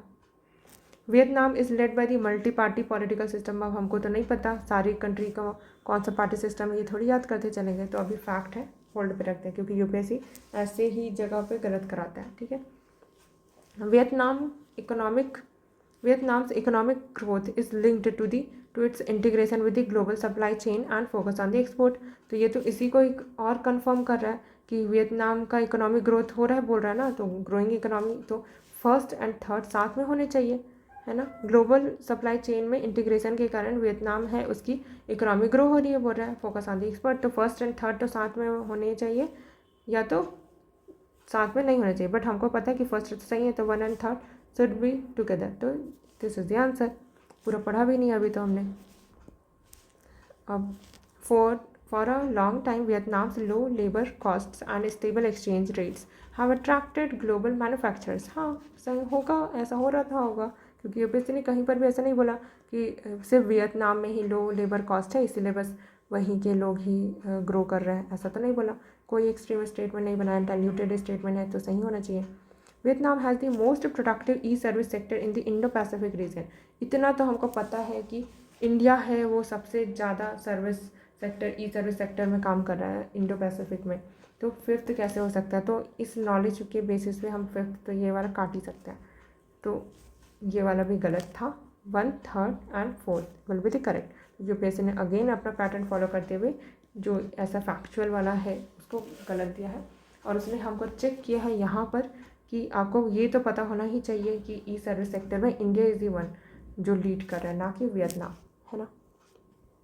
अगला question, in India which of the following responsible for the maintaining price stability by the controlling inflation. कौन रिस्पॉन्सिबल है इंडिया में इन्फ्लेशन को और प्राइस स्टेबिलिटी को मेंटेन करने में, कंट्रोल करने में इन्फ्लेशन को? डिपार्टमेंट ऑफ कंज्यूमर अफेयर्स नहीं है तो कंज्यूमर सेफ्टी ये सब वाले को देखता है। फिर एक्सपेंडिचर मैनेजमेंट कमीशन नहीं है, ये तो पब्लिक एक्सपेंडिचर मतलब कि जो गवर्नमेंट एक्सपेंडिचर है उसको देखता है ना। फाइनेंशियल स्टेबिलिटी एंड एफएसडीसी ये तो अलग ही है, नहीं। फिर reserve bank of India, yes reserve bank of India is the one. तो इनका इन्फ्लेशन का टारगेट रहता है 4+-2%, है ना। With reference to the non fungible tokens consider the following statement. कौन सा करेक्ट है? बोल रहा है कि they enable the digital representation of the physical asset. Physical asset से उनको डिजिटली आप रिप्रेजेंट कर सकते हो, ठीक है, सही है, इनेबल कर रहा है। यूपीएससी ऐसे कभी गलत नहीं कराता है तो सही है, ठीक है। They are unique cryptographic tokens that exist on a blockchain में एग्जिस्ट करता है क्रिप्टोग्राफिक, बोल रहा है तो ब्लॉकचेन में हो गई। Then third, they can be traded और exchange at equivalency and therefore can be used as a medium of the commercial transaction. तो देखो यूपीएससी यहाँ तक भी ख़त्म कर सकता था, बट वो जानबूझ के हमको कन्विंस कर रहा है कि इसीलिए हम लोग मीडियम ऑफ एक्सचेंज के रूप में कमर्शियल ट्रांजैक्शन में यूज़ करते हैं। बोल रहा है कि दे कैन बी ट्रेडेड और एक्सचेंज एट द इक्विवेलेंसी। अगर वो इक्विवेलेंसी पे एक्सचेंज हुआ होता तो फिर क्या होगा, हमको पता भी होता ना कि ये तो हम लोग ट्रांजैक्शन में यूज़ कर रहे हैं करके। और जिसके नाम में ही नॉन फंजिबल है, जिसको आप फर्दर ऐसे डिवाइड नहीं कर सकते, और हर एक पार्ट का वैल्यू है वो यूनिक है और अलग वैल्यू है, तो आप कैसे उसको इक्विवेलेंसी में ट्रीट करोगे? नहीं कर सकते, तो थर्ड इज़ रॉन्ग। तो first and second will be the correct answer, ठीक है। फिर 70 वाला क्या है? कौन सा नॉट करेक्टली मैच्ड बोला है, ठीक है। घाट प्रभा तेलंगाना बोल रहा है, घाट प्रभा तेलंगाना। गांधी सागर मध्य प्रदेश, इंदिरा सागर आंध्र प्रदेश। इंदिरा सागर आंध्र प्रदेश में नाम हो सकता है क्या? ऐसे मतलब हो तो सकता है, लेकिन ना साउथ वाले में जनरली आप नाम देखोगे वो ऐसा नाम नहीं रहता है, जनरली साउथ इंडियन नेम ही रहता है। इंदिरा सागर ये तो नहीं होना चाहिए। मैथुन है छत्तीसगढ़ में। अब क्योंकि मैं छत्तीसगढ़ से बिलोंग करती हूँ तो मुझे पता है कि मैथुन यहाँ पर नहीं है, इस नाम का कोई रिजर्वायर नहीं है, तो फोर्थ तो गलत है ही। एंड घाट प्रभा, अब इसमें हम ये वाला ट्रिक लगा सकते हैं 2 आउट ऑफ 4, लेकिन गलत हो जाएगा, ठीक है, कोई बात नहीं, गलत तो कुछ ना कुछ होगा ही, बट मैक्सिमम जगह पे ये वर्क तो करता है 2 आउट ऑफ 4। अब हम बस यहाँ पर पढ़ लेते हैं कौन कौन सा रिजर्वायर कहाँ पर है। तो गांधी सागर है वो मध्य प्रदेश में है, गांधी सागर मध्य प्रदेश में है, और इंदिरा सागर भी मध्य प्रदेश में है। तो गांधी जी एंड इंदिरा दोनों वैसे बहुत पॉपुलर लीडर थे, तो याद रख सकते हैं हम, गांधी सागर मध्य प्रदेश में, इंदिरा सागर भी मध्य प्रदेश में। घाट प्रभा कर्नाटका, ऐसे याद रखना कि घाट में कर्ण की पूजा करेंगे, घाट में जाके कर्ण की पूजा करेंगे, तो घाट प्रभा कर्नाटका। मैथुन है वो झारखंड में है। मैथुन जहाँ तक मुझे याद है एनिमल है, स्टेट एनिमल है किसी स्टेट का, देख लेना, झारखंड में, ठीक है। मैथुन है झारखंड, मैथुन झारखंड, ठीक। Next question, in India, which one of the following compiles information on the industrial disputes, closures, retrenchment and layoff in factories employing workers? जहाँ पे वर्कर्स को एम्प्लॉय किया जाता है, इंडस्ट्रियल डिस्प्यूट्स वगैरह का इन्फॉर्मेशन ये सब कौन कंपाइल करता है? सेंट्रल स्टैटिस्टिक्स ऑफिस, ये सब तो नेशनल इनकम, जीडीपी ये सब करता है, ये नहीं करता। Department of promotion of industry and internal trade, internal trade की बात चल रही है ना, इंडस्ट्री की, वर्कर की बात नहीं चल रही है, ठीक है। तो ये ट्रेड को प्रमोट करने का काम करेंगे। लेबर ब्यूरो, हाँ तो लेबर ब्यूरो ही तो वर्कर्स के बारे में सोचेगा ना कि किसको हटाना, इंडस्ट्रियल डिस्प्यूट, तो यही है इसका mandate. National technical man power information system, technical man power तो ये मशीन वगैरह से रिलेटेड है ना, तो वर्कर थोड़ी आ जाएंगे टेक्निकल मैन पावर में, तो ये तो नहीं होगा। तो labour bureau is the correct answer, ठीक है। और यूपीएससी ने लेबर ब्यूरो के बारे में, मतलब आईएलओ के बारे में एक बार और पूछा था, वो इंटरनेशनल लेबर ऑर्गेनाइजेशन था। तो लेबर ब्यूरो वाला यूपीएससी का फोकस तो है, लेबर वाले मतलब वर्कर्स हैं उनकी सेफ्टी। करेक्ट आंसर हमको बताना है। In India what is the role of the coal controller organisation, coal controller organisation, coal को कंट्रोल करने वाला एक ऑर्गेनाइजेशन है। CCO is the major source of the coal statistics in the government of India. अब किसको major बोल रहे हैं, ये तो बहुत सब्जेक्टिव है। अब ऐसा तो यूपीएससी नहीं करेगा, नहीं मेजर सोर्स नहीं माइनर सोर्स है, ऐसा नहीं होता है, ठीक है। मेजर सोर्स है स्टैटिस्टिक्स का बोल रहा है। CCO is the major source of coal statistics in the government of India, जिसका नाम ही कोल है, कोल के लिए काम करेगा ना, कोल के बारे में इंफॉर्मेशन देगा, तो सही होना चाहिए। सेकंड ये बोल रहा है कि it monitors progress of the development of the captive coal lignite block, नाम ही जिसका कंट्रोलर है कोल है, तो लिग्नाइट है, कैप्टिव कोल है, ये तो कोल से ही रिलेटेड है, तो मॉनिटर करेगा ही कि कितना प्रोग्रेस हुआ। ऐसा तो नहीं बोले ना कि सोलली मॉनिटर्स, तो सही होगा, गलत कराना होता तो वो दिख जाता वो विजिबली। थर्ड क्या बोल रहा है कि it hears any objection to the government's notification relating to the acquisition of the coal bearing areas. Hears ऐसा नहीं बोल रहा कि डिसीजन ही ले लेगा और उसका डिसीजन को कोई ऑब्जेक्ट नहीं कर सकता, ऐसा कुछ नहीं बोला। हियर्स कोई भी अगर ऑब्जेक्शन हो रहा है गवर्नमेंट नोटिफिकेशन में तो उसको सुनता है, ठीक है। ऐसा नहीं कि फाइनल अथॉरिटी है टू डिसाइड, कुछ नहीं बोला। Third will be also correct. It ensures the coal mining companies, ensure करता है कोल माइनिंग कंपनीज डिलीवर करे अपने कोल को to the end users in the prescribe time. आज के टाइम में हम ऐसा बोल भी कैसे सकते हैं कि एकदम सही टाइम में ये डिलीवर कर देगा। आप कंट्रोल कर रहे हो कोल, मतलब कोल वाले जो एरियाज हैं उनको, डिलीवरी का काम आपका थोड़ी है। फोर्थ इज़ नॉट करेक्ट, है ना। तो first second and third will be the correct, और वैसे भी चारों करेक्ट का ऑप्शन था भी नहीं अपने पास। फिर 73rd वाला क्वेश्चन क्या बोल रहा है, if a particular area is brought under the 5th schedule के अंदर कोई एरिया को लेके आया गया of the constitution of India, which one of the following best reflects the consequences of it, क्या बेस्ट कॉन्सिक्वेंसेज होगा। This would prevent the transfer of land of the tribal people to the non tribal people. हाँ 5th schedule है, वो scheduled area and scheduled tribes की बात करता है, तो येस हो सकता है, ये आगे पढ़ लेते हैं। This would create a local self governing body in that area. Local self governing body क्यों बनाएगी भाई, वो तो 73rd 74th अमेंडमेंट तो ये तो नहीं।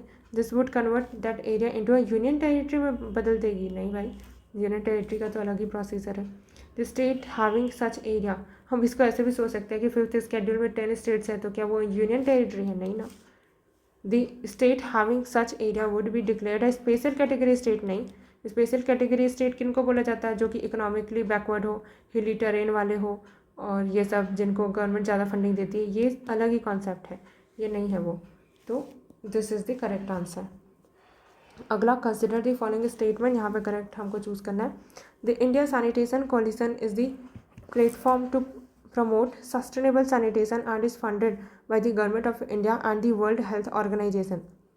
बोल रहा है कि इंडिया का जो सैनिटेशन कोलिशन है is the platform to promote sustainable sanitation को प्रमोट करता है एंड इज़ फंडेड बाई, कौन फंड कर रहा है इसको, government of India and WHO।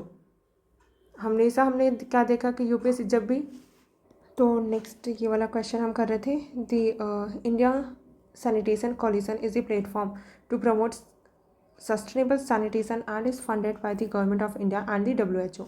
मैंने यही बताया था कि जब दो ऑर्गेनाइजेशन हो तो 99.9% केसेस में गलत ही होता है, और अगर आपको नहीं पता कि ये फंड करता है तो इसको इनकरेक्ट ही मार्क करके आना है, ठीक है। फिर सेकेंड बोल रहा है कि national institute of urban affairs NIUA is an apex body of the Ministry of the Housing and Urban Affairs in the Government of India and provides innovative solutions to address the challenges of the urban India। अब हमको क्या पता है कि ministry गलत होती है ना, बट देखो अर्बन इंडिया के लिए, अर्बन अफेयर के लिए इंडिया में अर्बन अफेयर मिनिस्ट्री के अलावा कोई मिनिस्ट्री है ही नहीं। तो जब हमको पता है कि इसके अलावा कोई ओवरलैपिंग कोई बॉडी हो ही नहीं सकती, कोई मिनिस्ट्री हो ही नहीं सकती, तो ये तो सही है। चेक हमको यहाँ पे करना है कि NIUA है या नहीं। अब ना अगर पढ़ा हुआ होगा तो ये पता होगा कि इस मिनिस्ट्री के अंदर ये NIUA है, ठीक है। अब इसके नाम से भी हम ये तो पता लगा सकते हैं कि अर्बन अफेयर का कोई इंस्टीट्यूट है, वो मिनिस्ट्री इसके अंदर आती है, ठीक है।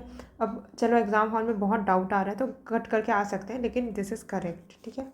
एक दो आंसर तो गलत होंगे ही, हमको वैसे भी 100 के 100 पूरे करेक्ट नहीं करने हैं, बट अपना लॉजिक फिर सेम ही रखना, फिर सारे बॉडीज़ में गलत ही करना अगर नहीं पता है तो इसको भी कट कर देना। ऐसे में 1 या 2 क्वेश्चन ही गलत होंगे, बाकी तो सही होंगे उस लॉजिक से, ठीक है।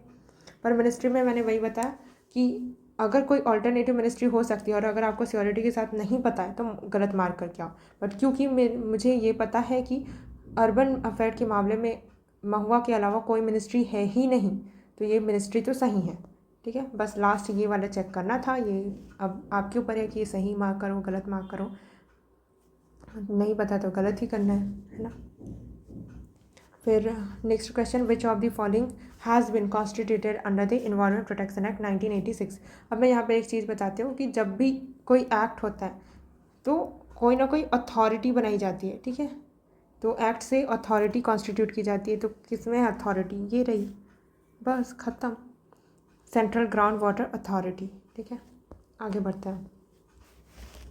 76 with reference to the United Nations credential committee. United Nations का क्रेडेंशियल कमिटी है। Consider the following statement, correct statement choose करने हैं। It is the committee set up by the United Nations security council and works under its supervision. ये एक ऐसी committee है, setup किसने किया, यूनाइटेड नेशन सिक्योरिटी काउंसिल। अब देखो यूएन के बारे में यूपीएससी ने कई बार पूछा है कि यूएन के ऑर्गन कौन है, प्रिंसिपल ऑर्गन क्या है। चलो हम लोग एक बार रिकॉल करते हैं। यूएन के प्रिंसिपल ऑर्गन में है United Nations general assembly, United Nations security council, secretariat, international Court of justice and एक और कौन है, इसको सेक्रेटेरिएट लिखते हैं, फिर ये इकोसोक, ठीक है। इतना पता है हमको। तो यूपीएससी इतनी बार ये पूछ चुका है और हर बार वो कुछ ना कुछ एक्सचेंज कर देता है। इन दोनों क्योंकि सिमिलर बॉडीज़ हैं तो इधर इधर से एक्सचेंज करता है, तो यहाँ पर डाउटफुल होना जायज़ है कि यूनाइटेड नेशन सिक्योरिटी काउंसिल ना हो, शायद जनरल असेंबली का हो, क्योंकि ये सिक्योरिटी से रिलेटेड तो नहीं लग रहा है, क्रेडेंशियल कमेटी है बोल रहे तो ये पक्का से गलत होगा। आगे देख लेते हैं। It traditionally meets in the March, June and September every year. अब थोड़ा मंथ पे फोकस करना, मार्च, अप्रैल, मई, जून, जुलाई, अगस्त, सितंबर, तो अक्टूबर नवंबर के बाद दिसंबर भी एक आनी चाहिए थे ना हर साल में, क्योंकि ये ऑफिशियल बॉडी है तो इनका पर्टिकुलर मैंडेट होगा कि इस 2-2 महीने के गैप में मिल रहे होंगे, है ना। तो 1 महीना क्यों छोड़ दिया भाई। तो ये बेसिकली जीएस का क्वेश्चन है, सीसेट का क्वेश्चन है। पैटर्न ढूंढो, देखो 2-2 के गैप में था तो अगला दिसंबर किधर है, गलत होगा ये, सेकेंड को काटो। थर्ड ये बोल रहा है, it assess the credential of the all United Nation members before submitting a report to the general assembly for the approval. अब देखो यहाँ पे जनरल असेंबली बोला, अगर ये क्वेश्चन इसके ऊपर था क्रेडेंशियल, तो या तो ये सही होगा या तो ये सही होगा, दोनों में से एक ही सही होगा, 1 एंड 3 तो सही नहीं हो सकते साथ में, तो इतने पे ही आंसर आ जाएगा, third only will be the correct answer. But अगर ओनली 1 ओनली 2 ये सब रहेगा तो हमको समझ आ भी रहा है कि सिक्योरिटी से रिलेटेड तो नहीं है, तो जनरल असेंबली ही होना चाहिए, तो third will be the correct answer, ठीक। अगला question, which of the following statements best describes polar code. Polar code, अब मैंने ये बताया था कि ऐसे वाले क्वेश्चन, टर्म वाले क्वेश्चन को कैसे करते हैं। सामने का पढ़ो, it is an international code, it is an agreement, it is an set of norms, it is a trade and security agreement, this is agreement, this is agreement. इनको साथ में पढ़ो, इन दोनों अलग अलग है तो इनको साथ में पढ़ेंगे, ठीक है। अब देखते हैं, it is the agreement of the countries around the north pole के अराउंड की कंट्रीज़ का अग्रीमेंट है regarding the demarcation of their territories in the polar region. Demarcation of territories, polar code, code तो अलग होता है, अग्रीमेंट अलग होता है, अग्रीमेंट होता तो नाम में ही अग्रीमेंट होता, तो ये तो गलत ही है। It is a trade and security agreement of the member countries of the Arctic council. Again ये भी गलत, ये भी अग्रीमेंट ही बोल रहा है, ये अग्रीमेंट तो नहीं है, जिसके नाम में कोड है वो अग्रीमेंट कैसे हो सकता है। बोल रहा है सेट ऑफ नॉर्म्स है to be followed by the countries whose scientist undertake research studies in the north pole and the south pole. नहीं, ये नॉर्म्स वगैरह नहीं है। अब देखो इसके कंपैरिजन में जब हम ये पढ़ते हैं ना कि ये इंटरनेशनल कोड है of the safety for the ships operating in the polar water, तो जो पोलार वाटर में शिप्स ऑपरेट करी उनकी सेफ्टी के लिए एक इंटरनेशनल कोड है, तो इसलिए पोलार वाटर में काम करे इसलिए एक पोलार कोड है, तो कोड है तो नाम में ही कोड है जिसके, तो सही तो होगा ही, ठीक है। वर्ड मैचिंग वाले में वर्ड ही मैच करना रहता है और वो सही होता है, ठीक है। यहाँ पे डाउट नहीं करना कि यूपीएससी ने कोड कैसे दे दिया, यही सही था इसीलिए दिया है, तुमको हिंट दे रहा है वो, क्योंकि ना तो तुम्हारे स्टैंडर्ड बुक में होगा और ना ही ये करंट अफेयर में रहता है, क्योंकि ये न्यूज़ में भी नहीं था। देखो यहाँ पर अगर लिखा होता ना फिर this term has been in the news for what, ये तो नहीं था न्यूज़ में, तो फिर भी यूपीएससी ने पूछा, तो ऐसे ही सॉल्व करना है इसको, ठीक है। यहाँ पर वर्ड मैचिंग ही करेंगे, जैसे क्यूबिट के टाइम पे हमने क्वांटम कंप्यूटिंग किया था, है ना, क्योंकि यूपीएससी हिंट छोड़ेगा हमारे लिए, क्योंकि वो चाहता है कि हमारा करेक्ट हो। फिर देखते हैं करेक्ट आंसर हमको चूज़ करना है यूनाइटेड नेशंस जनरल असेंबली। तो यूएन की बॉडीज़ को अच्छे से याद रखना, ठीक है। यूपीएससी पूछते ही रहता है, 2025 में भी पूछा ही था, इससे पहले भी कई बार 2023 में भी पूछा था। United Nation General Assembly can grant observer status to the non member state. हाँ, जो नॉन मेंबर होते हैं उनको ऑब्जर्वर स्टेटस ही तो देते हैं, और जनरल असेंबली ही देगा, और कौन देगा, नाम ही जिसका जनरल है तो यही सब जनरल काम करेगा, और क्या। फिर inter governmental organization can seek observer status in the United Nation General Assembly. जो इंटर गवर्नमेंटल ऑर्गेनाइजेशन है, जैसे एनजीओ वगैरह होते हैं, वो भी ऑब्जर्वेशन स्टेटस सीक कर सकते हैं, ऐसा नहीं कि मिल ही जाएगा तुमको। हाँ, तो मिल जाएगा, मतलब ऑब्जर्वर स्टेटस सीक तो कर ही सकते हैं जनरल असेंबली में, तो this is also correct, general statement है दोनों। Permanent observer in the UN general Assembly can maintain missions at the UN headquarter. Permanent जो ऑब्जर्वर होते हैं यूएन जनरल असेंबली के, वो मेंटेन कर सकते हैं missions at the UN headquarter. कुछ गलत करने का स्कोप ही नहीं है, तो ये भी सही होगा। कुछ एक्चुअल एकदम स्पेसिफिक डेटा फैक्ट करके दिया ही नहीं यूपीएससी ने, तो सही है ये। फिर with reference to the tea board in India, अब टी बोर्ड इंडिया से इंस्पायर हो गए यूपीएससी ने 2025 में टर्मरिक बोर्ड पूछा। जब टर्मरिक न्यूज़ में था ना, मुझे पता था कि टर्मरिक बोर्ड के बारे में क्वेश्चन आई गई।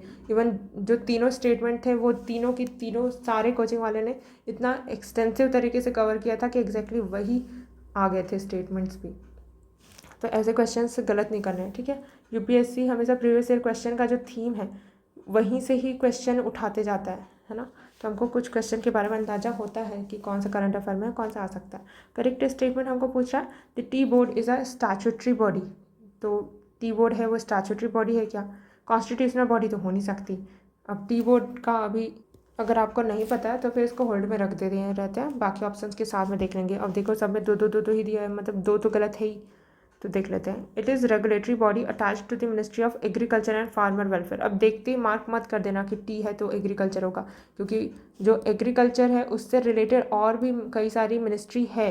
कैसे, कॉमर्स एंड इंडस्ट्री भी है, जो भी एग्रीकल्चर वाला प्रोडक्ट्स को सेल वगैरह एक्सपोर्ट इम्पोर्ट ये सब करते रहती है, तो इसमें ये चीज़ें भी आ सकती है। तो हमेशा से ही यूपीएससी ऐसा एक्सचेंज करता रहा है कि ministry of agriculture farmer welfare डाल देता है, फार्मर्स वेलफेयर, तो दिस इज़ नॉट करेक्ट। तो यहाँ पर अपना मिनिस्ट्री ऑफ वाला ही लॉजिक अपनाना और गलत मानना, ठीक है। ये मिनिस्ट्री गलत होगी, क्योंकि और भी कोई मिनिस्ट्री होती है कि एग्रीकल्चर रिलेटेड, तो क्योंकि ये टी है वो प्लांटेशन क्रॉप है, यहाँ पर भी सोच सकते हो कमर्शियल पर्पज़ के लिए यूज़ होता है। तो अगर कमर्शियल पर्पज़ के लिए यूज़ हो रहा है, क्योंकि टी को पूरा हम कंज्यूम नहीं कर सकते ना, तो एक्सपोर्ट भी करेंगे, है ना, तो एक्सपोर्ट करेंगे तो क्या होगा, कॉमर्स एंड इंडस्ट्री की मिनिस्ट्री के अंदर भी आ सकती है। तो अब यहाँ पे दो मिनिस्ट्री के बीच में कन्फ्यूज़न होगा, तो हम काट के आगे बढ़ेंगे कि सेकंड वाला तो गलत होगा, हटाओ सेकंड को।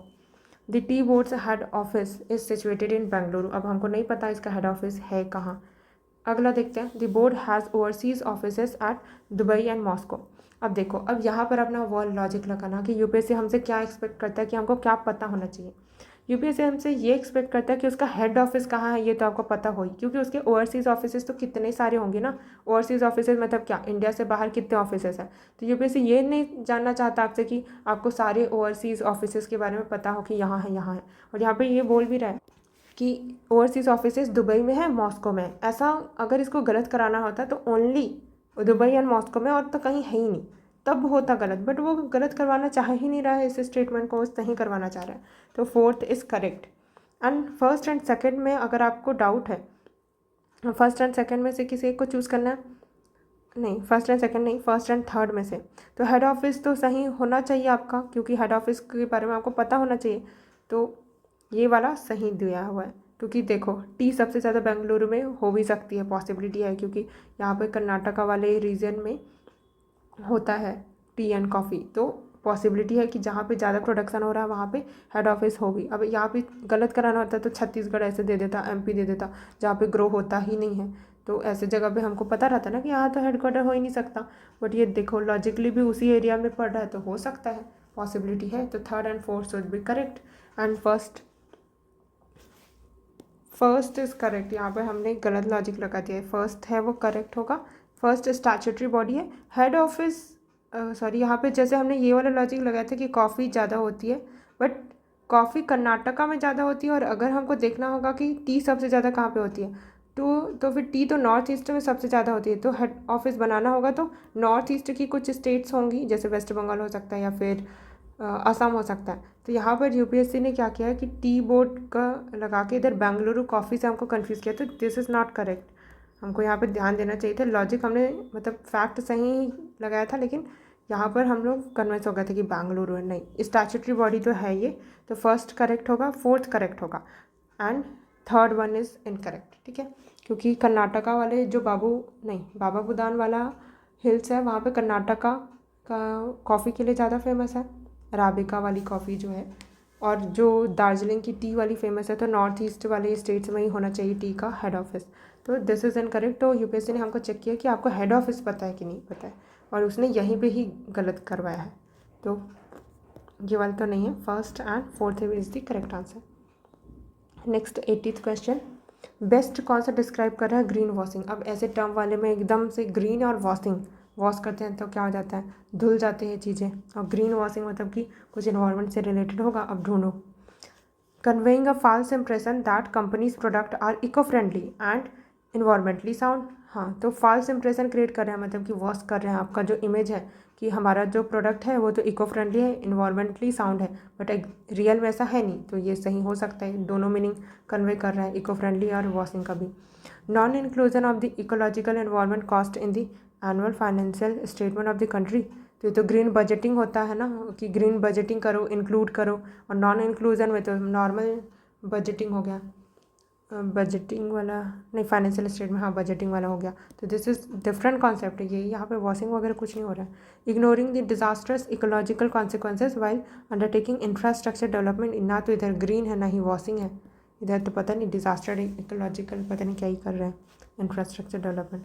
Making the mandatory provisions of the environmental cost का मैंडेटरी प्रोविज़न करना इन द गवर्नमेंट प्रोजेक्ट। ये तो कैंपा फंड नहीं है, तो ये तो अलग ही है। तो this is the only option जो दोनों मीनिंग कन्वे कर रहा है। अगला, consider the following statement, correct statement choose करना। हाई क्लाउड्स प्राइमरीली रिफ्लेक्ट करते हैं सोलर रेडिएशन को एंड कूल करते हैं surface of the earth. Low clouds have the high absorption of the infrared radiation emanating from the earth surface and दस cause warming effect. तो जब UPSC दो concept पूछता है तो ध्यान रखना वो जनरली इंटरचेंज करता है, तो यहाँ पर भी यूपीएससी ने यही किया है, दोनों के दोनों गलत है। जो हाई क्लाउड्स होते हैं वो हाई एब्जॉर्प्शन करते हैं इंफ्रारेड रेडिएशन का, emanating from the earth surface से जो एमिनेट होती रहती है, एंड दस कॉजिंग वार्मिंग इफेक्ट। तो जो हाई क्लाउड्स है वो वार्म करते हैं अर्थ को, एंड जो लो क्लाउड्स है वो कूल करते हैं अर्थ को, क्योंकि जो लो क्लाउड्स है वो क्या होता है, थिक होते हैं, और वो जो सोलर रेडिएशन है उनको प्राइमरली रिफ्लेक्ट कर देते हैं, क्योंकि ये क्या है, थिक है। तो जैसे सोलर रेडिएशन आया उसको क्या कर देंगे, अपने टॉप ऑफ द सरफेस से ही रिफ्लेक्ट कर देंगे मेजॉरिटी पोर्सन, और इसके कारण अर्थ क्या होगा, कूल होगा। और जो हाई क्लाउड्स होते हैं वो क्या होते हैं, थिन होते हैं, जैसे सिरस क्लाउड्स हो गए। तो जो थिन वाले होते हैं वो तो सोलर रेडिएशन को आने देते हैं, और जो इनकमिंग आउटगोइंग जो अर्थ का रेडिएशन है उसको भी एब्जॉर्ब कर लेते हैं, तो जिसके कारण अर्थ वार्म हो जाती है ना। फिर अगला देखते हैं, Which one of the following statement is correct? Bidi Bidi is a large refugee settlement in the north western Kenya. अब एकदम स्पेसिफिक बता दिया कि ये इसके जगह यहाँ पर है करके। अब हमको क्या पता कि यह केन्या में ही है, क्योंकि साउथ अफ्रीका में इतनी सारी कंट्री से कुछ ना कुछ गड़बड़ किया होगा, तो अभी ये डाउटफुल रखते हैं। जो भी स्पेसिफिक फैक्ट रहता है यूपीएससी उसको गलत कराता ही। अब नेक्स्ट स्टेटमेंट देखते हैं, some people who fled from the South Sudan civil war live in the Bidi Bidi. अब कुछ पीपल, एक दो भी रह गए साउथ सुडान में, civil war in the live in Bidi Bidi, तो सही हो जाएगा। अब यहीं पे बोल देता कि नहीं 50 पीपल है वो फ्लेड किए साउथ सुडान से, वो बिड़ी बिड़ी में रह रहे, तब गलत होता, अभी नहीं। अभी सम पीपल बोला, डाइल्यूटेड स्टेटमेंट है, सही होगा। Next, some people who fled from civil war in the Somalia live in the Dadaab refugee complex in the Kenya. तो कुछ लोग हैं जो फ्लेड किए कहाँ से, सिविल वॉर सोमालिया में हुआ, वो ददाब में रहते हैं रिफ्यूजी कॉम्प्लेक्स है जो कि केन्या में। हाँ, तो ये भी सही होगा क्योंकि यहाँ पर भी यही बोल रहा है कि कुछ पीपल जो सिविल वॉर से फ्लड किए वो कहाँ पे रह रहे हैं, ददाब रिफ्यूजी कॉम्प्लेक्स में रह रहे हैं जो कि केन्या में है। यहाँ पे फोकस नहीं है कि केन्या में है, देखो यहाँ पर इस स्टेटमेंट का पूरा फोकस यहीं पे ही है कि जो बड़ी बड़ी लार्ज रिफ्यूजी सेटलमेंट है वो नॉर्थ वेस्ट केन्या में है। बट यहाँ पर स्टेटमेंट का फोकस क्या कि कुछ लोग जो फ्लड किए सिविल वॉर से सोमालिया में वो कहाँ रह रहे हैं, ददाब रिफ्यूजी कॉम्प्लेक्स में रह रहे हैं। ठीक है, तो first is wrong, second third correct होगा। ठीक है, तो यहाँ पर ददाब की सॉरी क्या नाम है, अब बड़ी बड़ी है वो कहाँ पर है, बड़ी बड़ी है वो युगांडा में था जहाँ पर हमको केन्या दे दिया था। युगांडा है, युम्बे डिस्ट्रिक्ट युगांडा। अब याद रखना बड़ी बड़ी रिफ्यूजी कैंप है वो युगांडा में है। तो हम ऐसे याद रखेंगे कि बीड़ी पीना तो बहुत गंदा होता है, तो यू सामने में लगा देना एंड गंदा, तो बीड़ी बीड़ी युगांडा। ठीक है, और दादाब है वो यस केन्या में ही है, तो इसको ऐसे याद रख लेना दादा, और पोती पोती है वो तो कन्या है, तो कन्या। ठीक है, अगला देख लेते हैं। Consider the following countries which of the above are the members of the organization of the Turkic states. तो अब यहाँ पर आप दो अप्रोच फॉलो कर सकते हो, या तो आपको पता होगा या तो नहीं पता है, तो 5 का 3 मार्क करके आ जाना, लेकिन गलत हो जाएगा। ठीक है, कुछ जगह तो गलत होगा, ये तो पता ही है। अब इसके अलावा जब पहले हम ट्राई तो करेंगे ना भाई कि हमसे बन रहा है कि नहीं बन रहा है, उसके बाद ये 3 आउट ऑफ 5 करेंगे। जब कोई अप्रोच फॉलो ना हो पाए तब जाके 3 आउट ऑफ 5, 2 आउट ऑफ 4 ये सब करना है। ठीक है, बट अभी हम पहले ट्राई करके देखते हैं। हम हमेशा से ही न्यूज़ में सुनते हैं कि आर्मेनिया अजरबैजान, क्योंकि आउटसाइड वाली नेबरिंग कंट्रीज है, हमेशा लड़ते रहती है, और क्योंकि इनका अलग अलग है ना, ये है वो मुस्लिम स्टेट है और ये क्रिश्चियन स्टेट है, तो इन दोनों साथ में तो नहीं हो सकता। अगर ऐसे कुछ ऑर्गेनाइजेशन बनाया जा रहा होगा, OTS जिसको बोलते हैं, इसी को टर्की काउंसिल पहले बोला जाता था। ठीक है, तो 1 और 2 साथ में नहीं हो सकता, हटाओ इसको, बट इन दोनों में से कोई एक तो होगा। अब कोई एक कैसे होगा ये देखते हैं। टर्की की स्टेट, टर्की क्या है, टर्की कौन सी कंट्री है, टर्की है वो इस्लामिक कंट्री है। अब मुझे इसलिए भी पता था क्योंकि मैं टर्किश ड्रामा देखती हूँ, तो मुझे पता है कि वो मुस्लिम कंट्री है। ठीक है, तो भाईजान बोल रहा है, आई मीन भाईजान नहीं बोल रहा है, अजरबैजान है, तो इसको ये साउंड करे सिमिलर टू भाईजान। भाईजान किस में बोलते हैं, मुस्लिम में बोलते हैं, क्रिश्चियन में तो नहीं बोलते, तो सेकेंड होना ही चाहिए, है ना, बस एक ही ऑप्शन है, हो गया answer. Second and fifth will be the correct answer, second and Uzbekistan. ठीक है, ये सब क्रिश्चियन कंट्रीज़ है, ये नहीं होंगी। फिर अगला देखो, ड्रामा देखने का भी फ़ायदा हो रहा है, बट अभी ड्रामा नहीं देखना है, ये तो पूरी लाइफ ड्रामा बन जाएगी। ओके, तो consider the following statements which of the statements given above is are correct. कौन से स्टेटमेंट करेक्ट है। Gujarat has the largest solar park in India, largest solar park Gujarat में है। अच्छा, गुजरात ज़्यादा फेमस किस लिए है, विंड के लिए फेमस है, बट यहाँ पे सोलर पार्क बोल रहा है, देखते हैं अभी। Kerala has fully solar powered international airport. Kerala वाला ज़्यादातर स्टेटमेंट सही रहता है, मतलब केरला वैसे भी एडवांस्ड स्टेट है, तो ई वाले सर्विसेज वाले में बहुत अच्छा करती है, तो हो सकता है फुल्ली सोलर पावर्ड है ना, इंटरनेशनल एयरपोर्ट बोल रहा है, तो हो सकता है।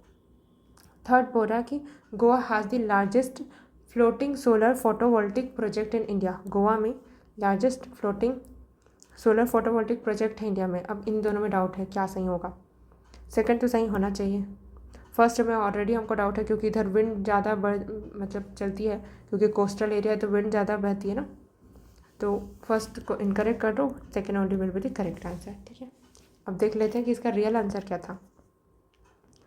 तो राजस्थान है, देखा राजस्थान में है सोलर पार्क जो कि इंडिया का लार्जेस्ट ऑपरेशनल सोलर पार्क है, भादला सोलर पार्क, नाम याद रख लेना, भादला सोलर पार्क है वो इंडिया का लार्जेस्ट ऑपरेशनल सोलर पार्क। अब ये स्टेटस चेंज होता रहता है ना, तो ध्यान रखना। फिर रामागुंडम फ्लोटिंग सोलर प्रोजेक्ट है तेलंगाना का, वो सबसे बड़ा है, ना कि गोवा वाला, तो रामागुंडम तेलंगाना का। फिर कोचिन वाला तो है, कोचिन इंटरनेशनल एयरपोर्ट है, वो वर्ल्ड का पहला, पूरे वर्ल्ड का पहला fully solar powered international airport है, जो कि केरला में है। ठीक है, then next question with reference to the United Nations convention on the law of sea, UN clause के बारे में क्वेश्चन है। UN क्लॉज के बारे में यूपीएससी और भी पूछ चुका है कई बार। ठीक है, consider the following statement, correct बताना अपने को। A coastal state has the right to establish the breadth of its territorial sea up to a limit not exceeding 12 nautical miles measured from the baseline determined in accordance with the convention। अगर आपको नहीं पता है तो आप तो data देख के गलत कर दोगे, बट ये सही है। 12 नॉटिकल माइल है, वहाँ तक का कोस्टल स्टेट है, उनके पास राइट रहता है कि वो स्टैब्लिश कर सकते हैं breadth of the territorial sea का यही है। फिर ship of all states whether coastal और लैंड लॉक्ड, चाहे वो कोस्टल स्टेट हो या लैंड लॉक्ड स्टेट्स हो, enjoy the right of innocent passage. Innocent passage तो कर ही सकते हैं ना टेरिटोरियल सी से, तो yes this is also correct. फिर द एक्सक्लूसिव इकोनॉमिक जोन होता है वो shall not extend beyond 200 nautical miles from the baseline from which the breadth of the territorial sea is measured। हाँ ये भी सही है, 200 nautical miles, ठीक है, तीनों ही स्टेटमेंट सही है। अब चलो याद कर लेते हैं, अगर नहीं पढ़ा हुआ था तो अब पढ़ लेते हैं, क्योंकि यूपीएससी इस पर पहले भी क्वेश्चन पूछ चुका था। तो देखो ये होता है, जैसे इंडिया के रिस्पेक्ट में बता देती है, सारे कंट्रीज़ का भी ऐसे ही होता है। तो यहाँ पर इंडिया की चलो लैंड बाउंड्री ख़त्म हो रही है और उसके बाद से यहाँ पे इंटरनल वाटर था, अब यहाँ पर से देखो ये बेस लाइन है। तो इंडिया की जो टेरिटोरियल सी का एरिया होगा वो बेस लाइन से 12 नॉटिकल माइल तक का होगा, ठीक है, ये टेरिटोरियल सी है, ठीक है।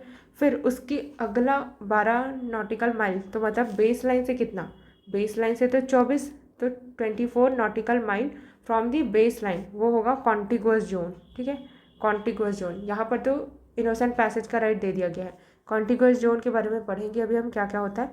एंड एक्सक्लूसिव इकोनॉमिक जोन है वो बेस लाइन से 200 नॉटिकल माइल होता है, तो वो एक्सक्लूसिव इकोनॉमिक जोन होता है। और फिर इसके बियॉन्ड 200 नॉटिकल माइल्स के बियॉन्ड होता है हाई सी, यहाँ पर किसी भी कंट्री का कोई कंट्रोल नहीं होता है, ठीक है। यही तीनों बस डेटा याद रखना है।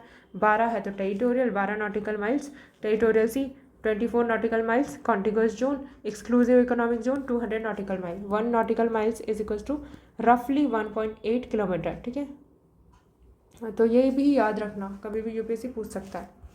अब एक बार पढ़ लेते हैं कहाँ पे क्या क्या होता है। तो इंटरनल वाटर, ये तो इंडिया के अंदर का ही पानी है, इंटरनल वाटर है। Land water of the baseline के पहले का जो पानी है।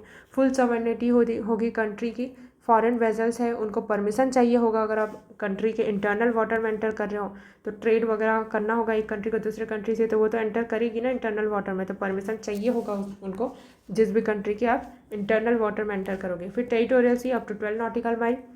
कोस्टल स्टेट सॉवरेनिटी होगी। इनोसेंट पैसेज, मतलब यहाँ पे आपको इनोसेंटली पैसेज दे दिया जाएगा, ऐसा नहीं कि आप मिलिट्री वाला शिप लेके आ रहे हो, उनको नहीं देंगे। इनोसेंट पैसेज कर सकते हो, ट्रेड वाला जो भी सामान है। आर्टिकल 17 में है ये यूएन क्लॉज के, for all ships non military must surface, ठीक है। फिर contiguous zone up to 24 nautical mile from the base line. Enforcement of the custom, immigration, sanitation law, ये सब की पानी गंदा नहीं करना, इधर मरीन का ये सब है। सैनिटेशन लॉ, इमिग्रेशन, ये सब कस्टम, ये सब लगेगा, जो कि कॉन्टिगुअस जोन है, तो कॉन्टिगुअस है ये चीज़, तो customs, immigration and sanitation law. फिर एक्सक्लूसिव इकोनॉमिक जोन, यहाँ पे सॉवरेन राइट्स होता है ओवर रिसोर्सेज का, वहाँ पर जो भी रिसोर्सेज मिलेंगी अप टू 200 नॉटिकल माइल तक का, जैसे फिशिंग हो गए, एनर्जी हो गया, या फिर अदर स्टेट से जो है नेविगेशन फ्रीडम, बाकी स्टेट है उस पानी से जा सकती है, नेविगेशन कर सकती है, लेकिन उस जगह पे अगर कुछ रिसोर्स मिलता है 200 नॉटिकल माइल के अंदर तो वो उस कंट्री का होगा, है ना। Continental shelf up to 350 nautical mile, right to exploit sea bed resources को आप यहाँ पर एक्सप्लॉइट कर सकते हो। देन हाई सीज, ये बियॉन्ड एक्सक्लूसिव इकोनॉमिक जोन होता है। Freedom of navigation, fishing, research सब कुछ कर सकते हैं, govern by the global common, तो सबके लिए कॉमन होता है हाई सीज, किसी एक कंट्री का नहीं होगा, है ना। तो तीनों करेक्ट था। अब अगला क्वेश्चन देख लेते हैं। विच one of the following statements best reflects the issue of with the Senkaku island sometimes mention in the news. Senkaku island का जो इशू था वो कौन बेस्ट रिफ्लेक्ट कर रहा है, ये बोल रहा है। एक एक वर्ड को ध्यान से पढ़ना। रिफ्लेक्ट करे एक इशू, मतलब कि कुछ ना कुछ टेंशन था होगा, है ना, जो कि न्यूज़ में था बोल रहा है। तो न्यूज़ में तो वैसे भी तभी होता है जब कुछ ना कुछ इशू होगा, अच्छे काम के लिए तो क्या ही आइलैंड लोग होंगे न्यूज़ में। पहला बोल रहा है कि it is generally believed that they are artificial island made by a country around the South China Sea. तो इसमें इशू क्या है भाई, आर्टिफिशियल आइलैंड बना दिए, हो गया, around the South China Sea, this is not the issue. China and Japan engage in the maritime disputes over these islands in the East China सी।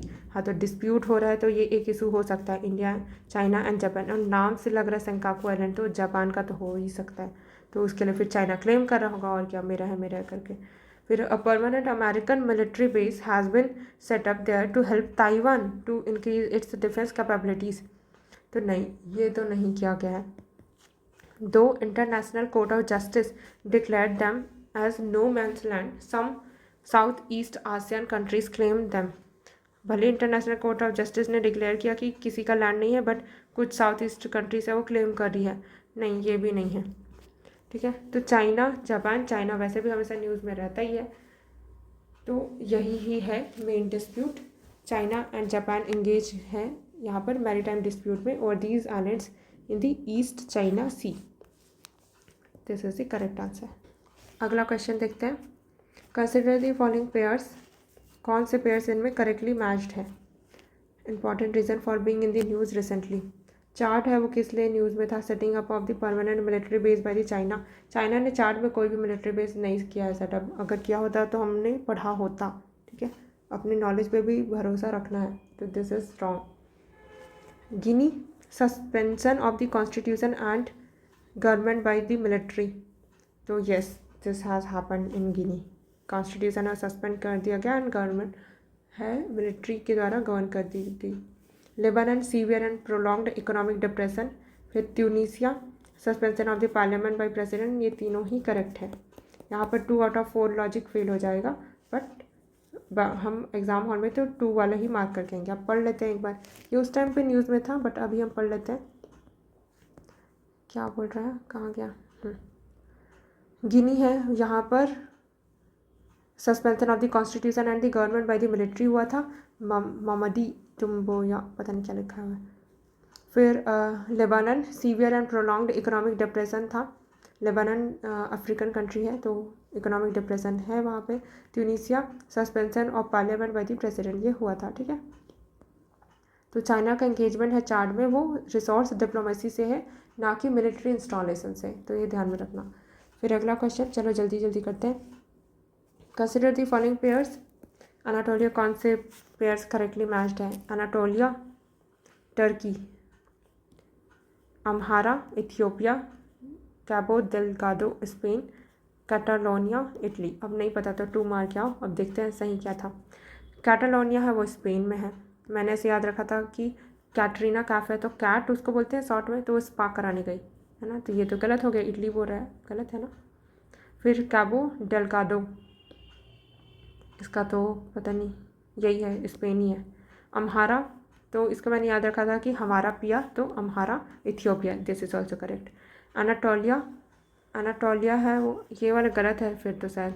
क्या वो, अगर ये स्पेन इधर दिया हुआ है तो ये इधर होगा शायद, है ना। अनाटोलिया है टर्की, तो मैंने ऐसे याद रखा है कि तौलिया है ना, वो अलमारी के की खोलो फिर मिल जाएगा तौलिया, तो ऐसे करके थोड़ा इमेजिन कर लेना। ठीक है, तो कैबो डेलगाडो है वो मोजाम्बिक में है। ठीक है, तो उसने इसको इधर दिया था और इसको गलत दिया था। ओके, तो ऐसे ही हमेशा यूपीएससी करते हैं, इसका आंसर इधर दे दिया था, तो ये भी गलत, ये भी गलत, है ना, तो बाकी 2 सही हो जाएंगे। अब याद रख लेते हैं कि Cabo Delgado Mozambique, Cabo Delgado Mozambique. ठीक, with reference to Indian laws about the wild life protection के बारे में हमको पूछ रहा है, करेक्ट क्या है। Wild animals are sole property of the government. नहीं भाई, ऐसा कुछ सोल प्रॉपर्टी नहीं है गवर्नमेंट का, ऐसे तो गवर्नमेंट फिर कुछ भी कर सकती है, एनिमल्स का पूरा ही राइट उनके पास चला जाएगा। नहीं, ये this is not, extreme statement भी है। फिर when a wild animal is declared protected, such animal is entitled for the equal protection whether it is found in the protected area या आउटसाइड। हाँ, जब आप एनिमल को प्रोटेक्टेड कर रहे हो, तो चाहे वो प्रोटेक्टेड एरिया में रहे या बाहर में रहे, प्रोटेक्ट तो करोगे ना, तभी तो प्रोटेक्ट कर पाओगे। ऐसे थोड़ी कि प्रोटेक्टेड एरिया में रहेगा तभी प्रोटेक्ट करेंगे, नहीं ना, तो second will be correct. Third बोल रहा है कि apprehension of a protected wild animal becoming a danger to human body is sufficient ground for its capture and killing. मारने के लिए भी, अगर उससे खतरे का आशंका भी है तो भी आप मार दोगे, ऐसा बोल रहा है। सफिशिएंट ग्राउंड है अगर डेंजर का, तो मार दोगे। नहीं भाई, इतने थोड़े थोड़े में हम एनिमल को क्यों मारेंगे। Second only will be the correct answer. ठीक है, फिर certain species of which one of the following organisms are well known as cultivator of the fungi. Fungi का वेल नोन कल्टिवेटर कौन है। Crab, spider, cockroach, ant. ठीक है, लगभग इन लोग जो कॉकरोच है, क्रैब है, ये थोड़े सिमिलर ही है, तो बट आंसर ऐसे 2 तो नहीं हो सकते ना, तो एंट है वो कुछ अलग टाइप का है। तो अब ऐसे कुछ लॉजिक लगा सकता है, अगर नहीं करना है तो एग्ज़ाम में छोड़ के आ जाओ। इस वाले क्वेश्चन पे कुछ लॉजिक नहीं लग सकता क्योंकि। तो फंगाई का कल्टीवेट कौन करता है? एंट, ठीक है। फिर अगला, consider the following pairs, correctly कौन सा मैच्ड है? धौली है ओडिशा, धौली का तो हाथी वाला गुफा भी पढ़ा है ना हमने। अशोका का मेजर रॉक करेक्ट है, धौली में बोल रहा है, तो हाँ यस करेक्ट है। इरागुड़ी आंध्र प्रदेश में है, नहीं पता। जोगाड़ा है मध्य प्रदेश में, नहीं ओडिशा में है। This is wrong. इरागुड़ी है, नाम से लग रहा है साउथ इंडियन, तो सही होना चाहिए आंध्र प्रदेश। अब साउथ इंडियन नेम्स में भी कुछ अलग स्टेट होगा तो बात अलग है। कलसी है कर्नाटका, नहीं कलसी इज इन उत्तराखंड, तो दिस इज ऑल्सो इनकरेक्ट। तो ओनली 2 पेयर मार्क करके आना। अब मैंने बता दिया कौन सा गलत था, बाकी याद रख लेना। इरागुड़ी है वो आंध्रा, तो अंधे को रास्ता दिखाने के लिए उसको ऐसे बताना पड़ेगा ना, इरा इधर आ इधर आ, इरागुड़ी ऐसे करके याद रख लेना, ठीक है। फिर consider the following pairs, correctly matched कौन सा है? नन्नुक, फिर जय शक्ति, नागभट्ट, भोज। भोज है वो राष्ट्रकूट के नहीं है भाई। राष्ट्रकूट के बारे में हम कौन कौन से फेमस किंग के नाम पढ़ते हैं? अमोघ वर्षा का पढ़ते हैं, कृष्णा 3 का पढ़ते हैं, भोज नहीं है, तो this is incorrect. Nagabhata Gurjara Pratihara, मैंने ऐसे याद रखा था कि गुर्जर प्रतिहार को डोर कीपर बोलते हैं ना, तो डोर में ऐसे नाग लगा दिए हैं तब वो रक्षा कर रहा है, तो दिस इज करेक्ट। जय शक्ति है वो परमार, पता नहीं। नन्नुक चंदेल, 2 मार्क का क्या हो देख लेते हैं अब क्या है 92 का।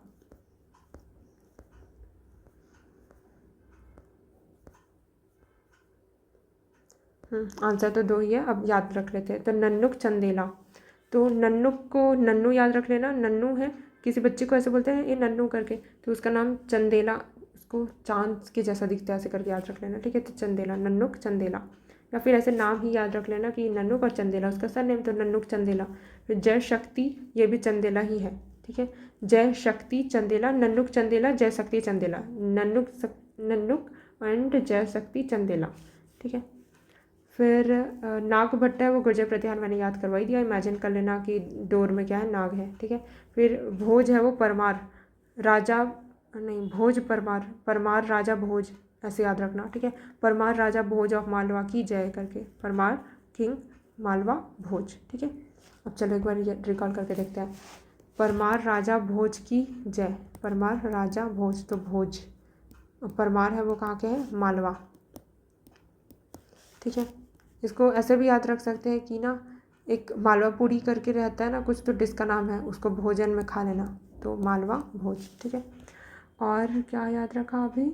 जय शक्ति चंदेला, नन्नुक चंदेला, एंड कौन बच गया? हाँ ये नागभट्टा 2 गुर्जर प्रतिहार, ठीक है। अगला question, which one of the following statement about Sangam literature in ancient South India is correct?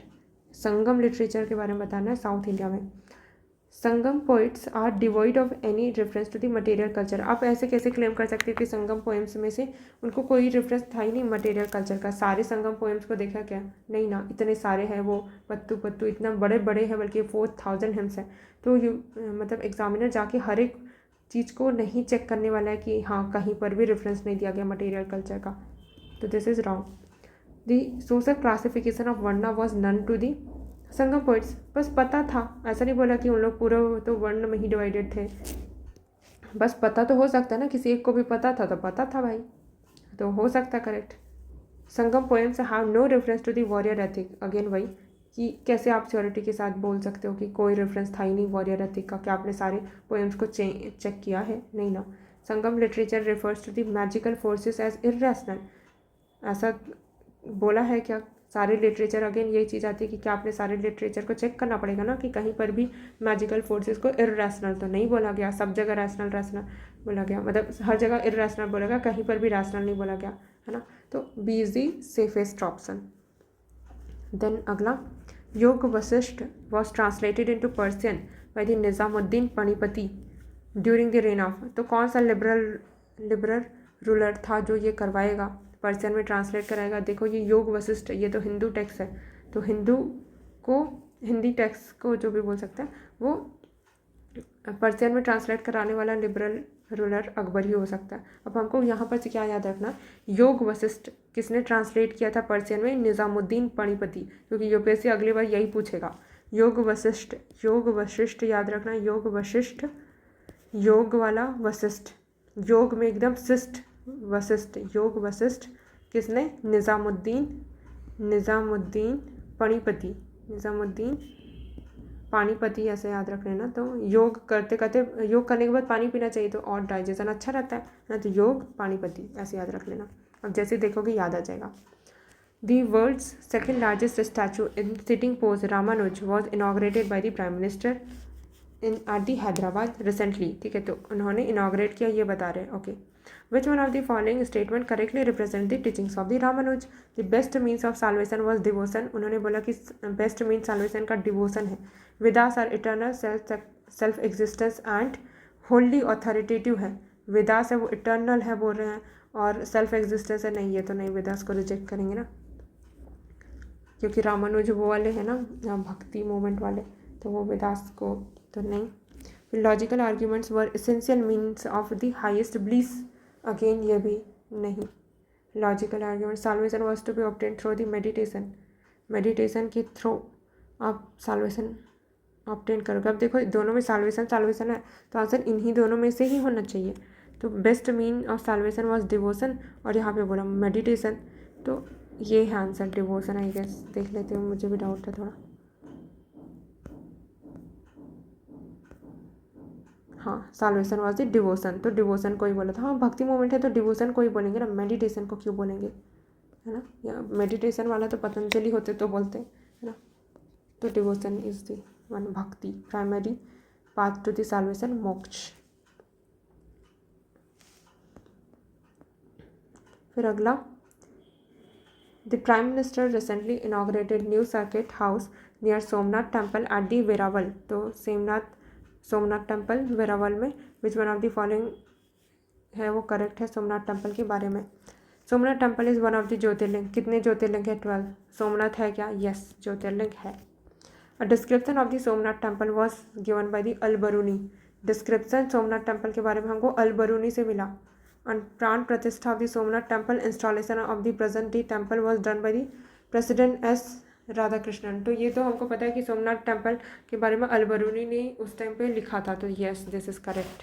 और वो भी बोला कि डिस्क्रिप्शन वॉज गिवन बाई, है ना, तो कहीं पर भी अलबरूनी ने इतनी सारी किताबें लिखी हैं, कहीं ना कहीं वो किताबुल हिंद और भी कई सारी, कहीं ना कहीं कुछ ऐसा भी नहीं बोला कि किताबुल हिंद में मेंशन है डिस्क्रिप्शन। उसने कितना सारा डिस्क्रिप्शन दिया होगा, चलो बुक में नहीं, कुछ चीज़ें पब्लिश भी नहीं होंगी, बाद में अगर मिल गई तो फ्यूचर में, तो ये भी सोचना कि क्या अगर फ्यूचर में अलबरूनी का कुछ और मिल गया तो उसमें उसको भी चेक करके बैठा है एग्जामिनर कि हाँ सोमनाथ टेम्पल के बारे में अलबरूनी ने कभी कोई डिस्क्रिप्शन दिया ही नहीं, तो उसके लिए तो ये ज़्यादा इजी है ना कि हाँ अलबरूनी ने डिस्क्रिप्शन दिया था वही डाल देते हैं, कौन मगजमारी करे इन सब चीज़ों पे। तो सेकंड करेक्ट है, बल्कि जो इजीली गलत कराया जा सकता है वो ये है।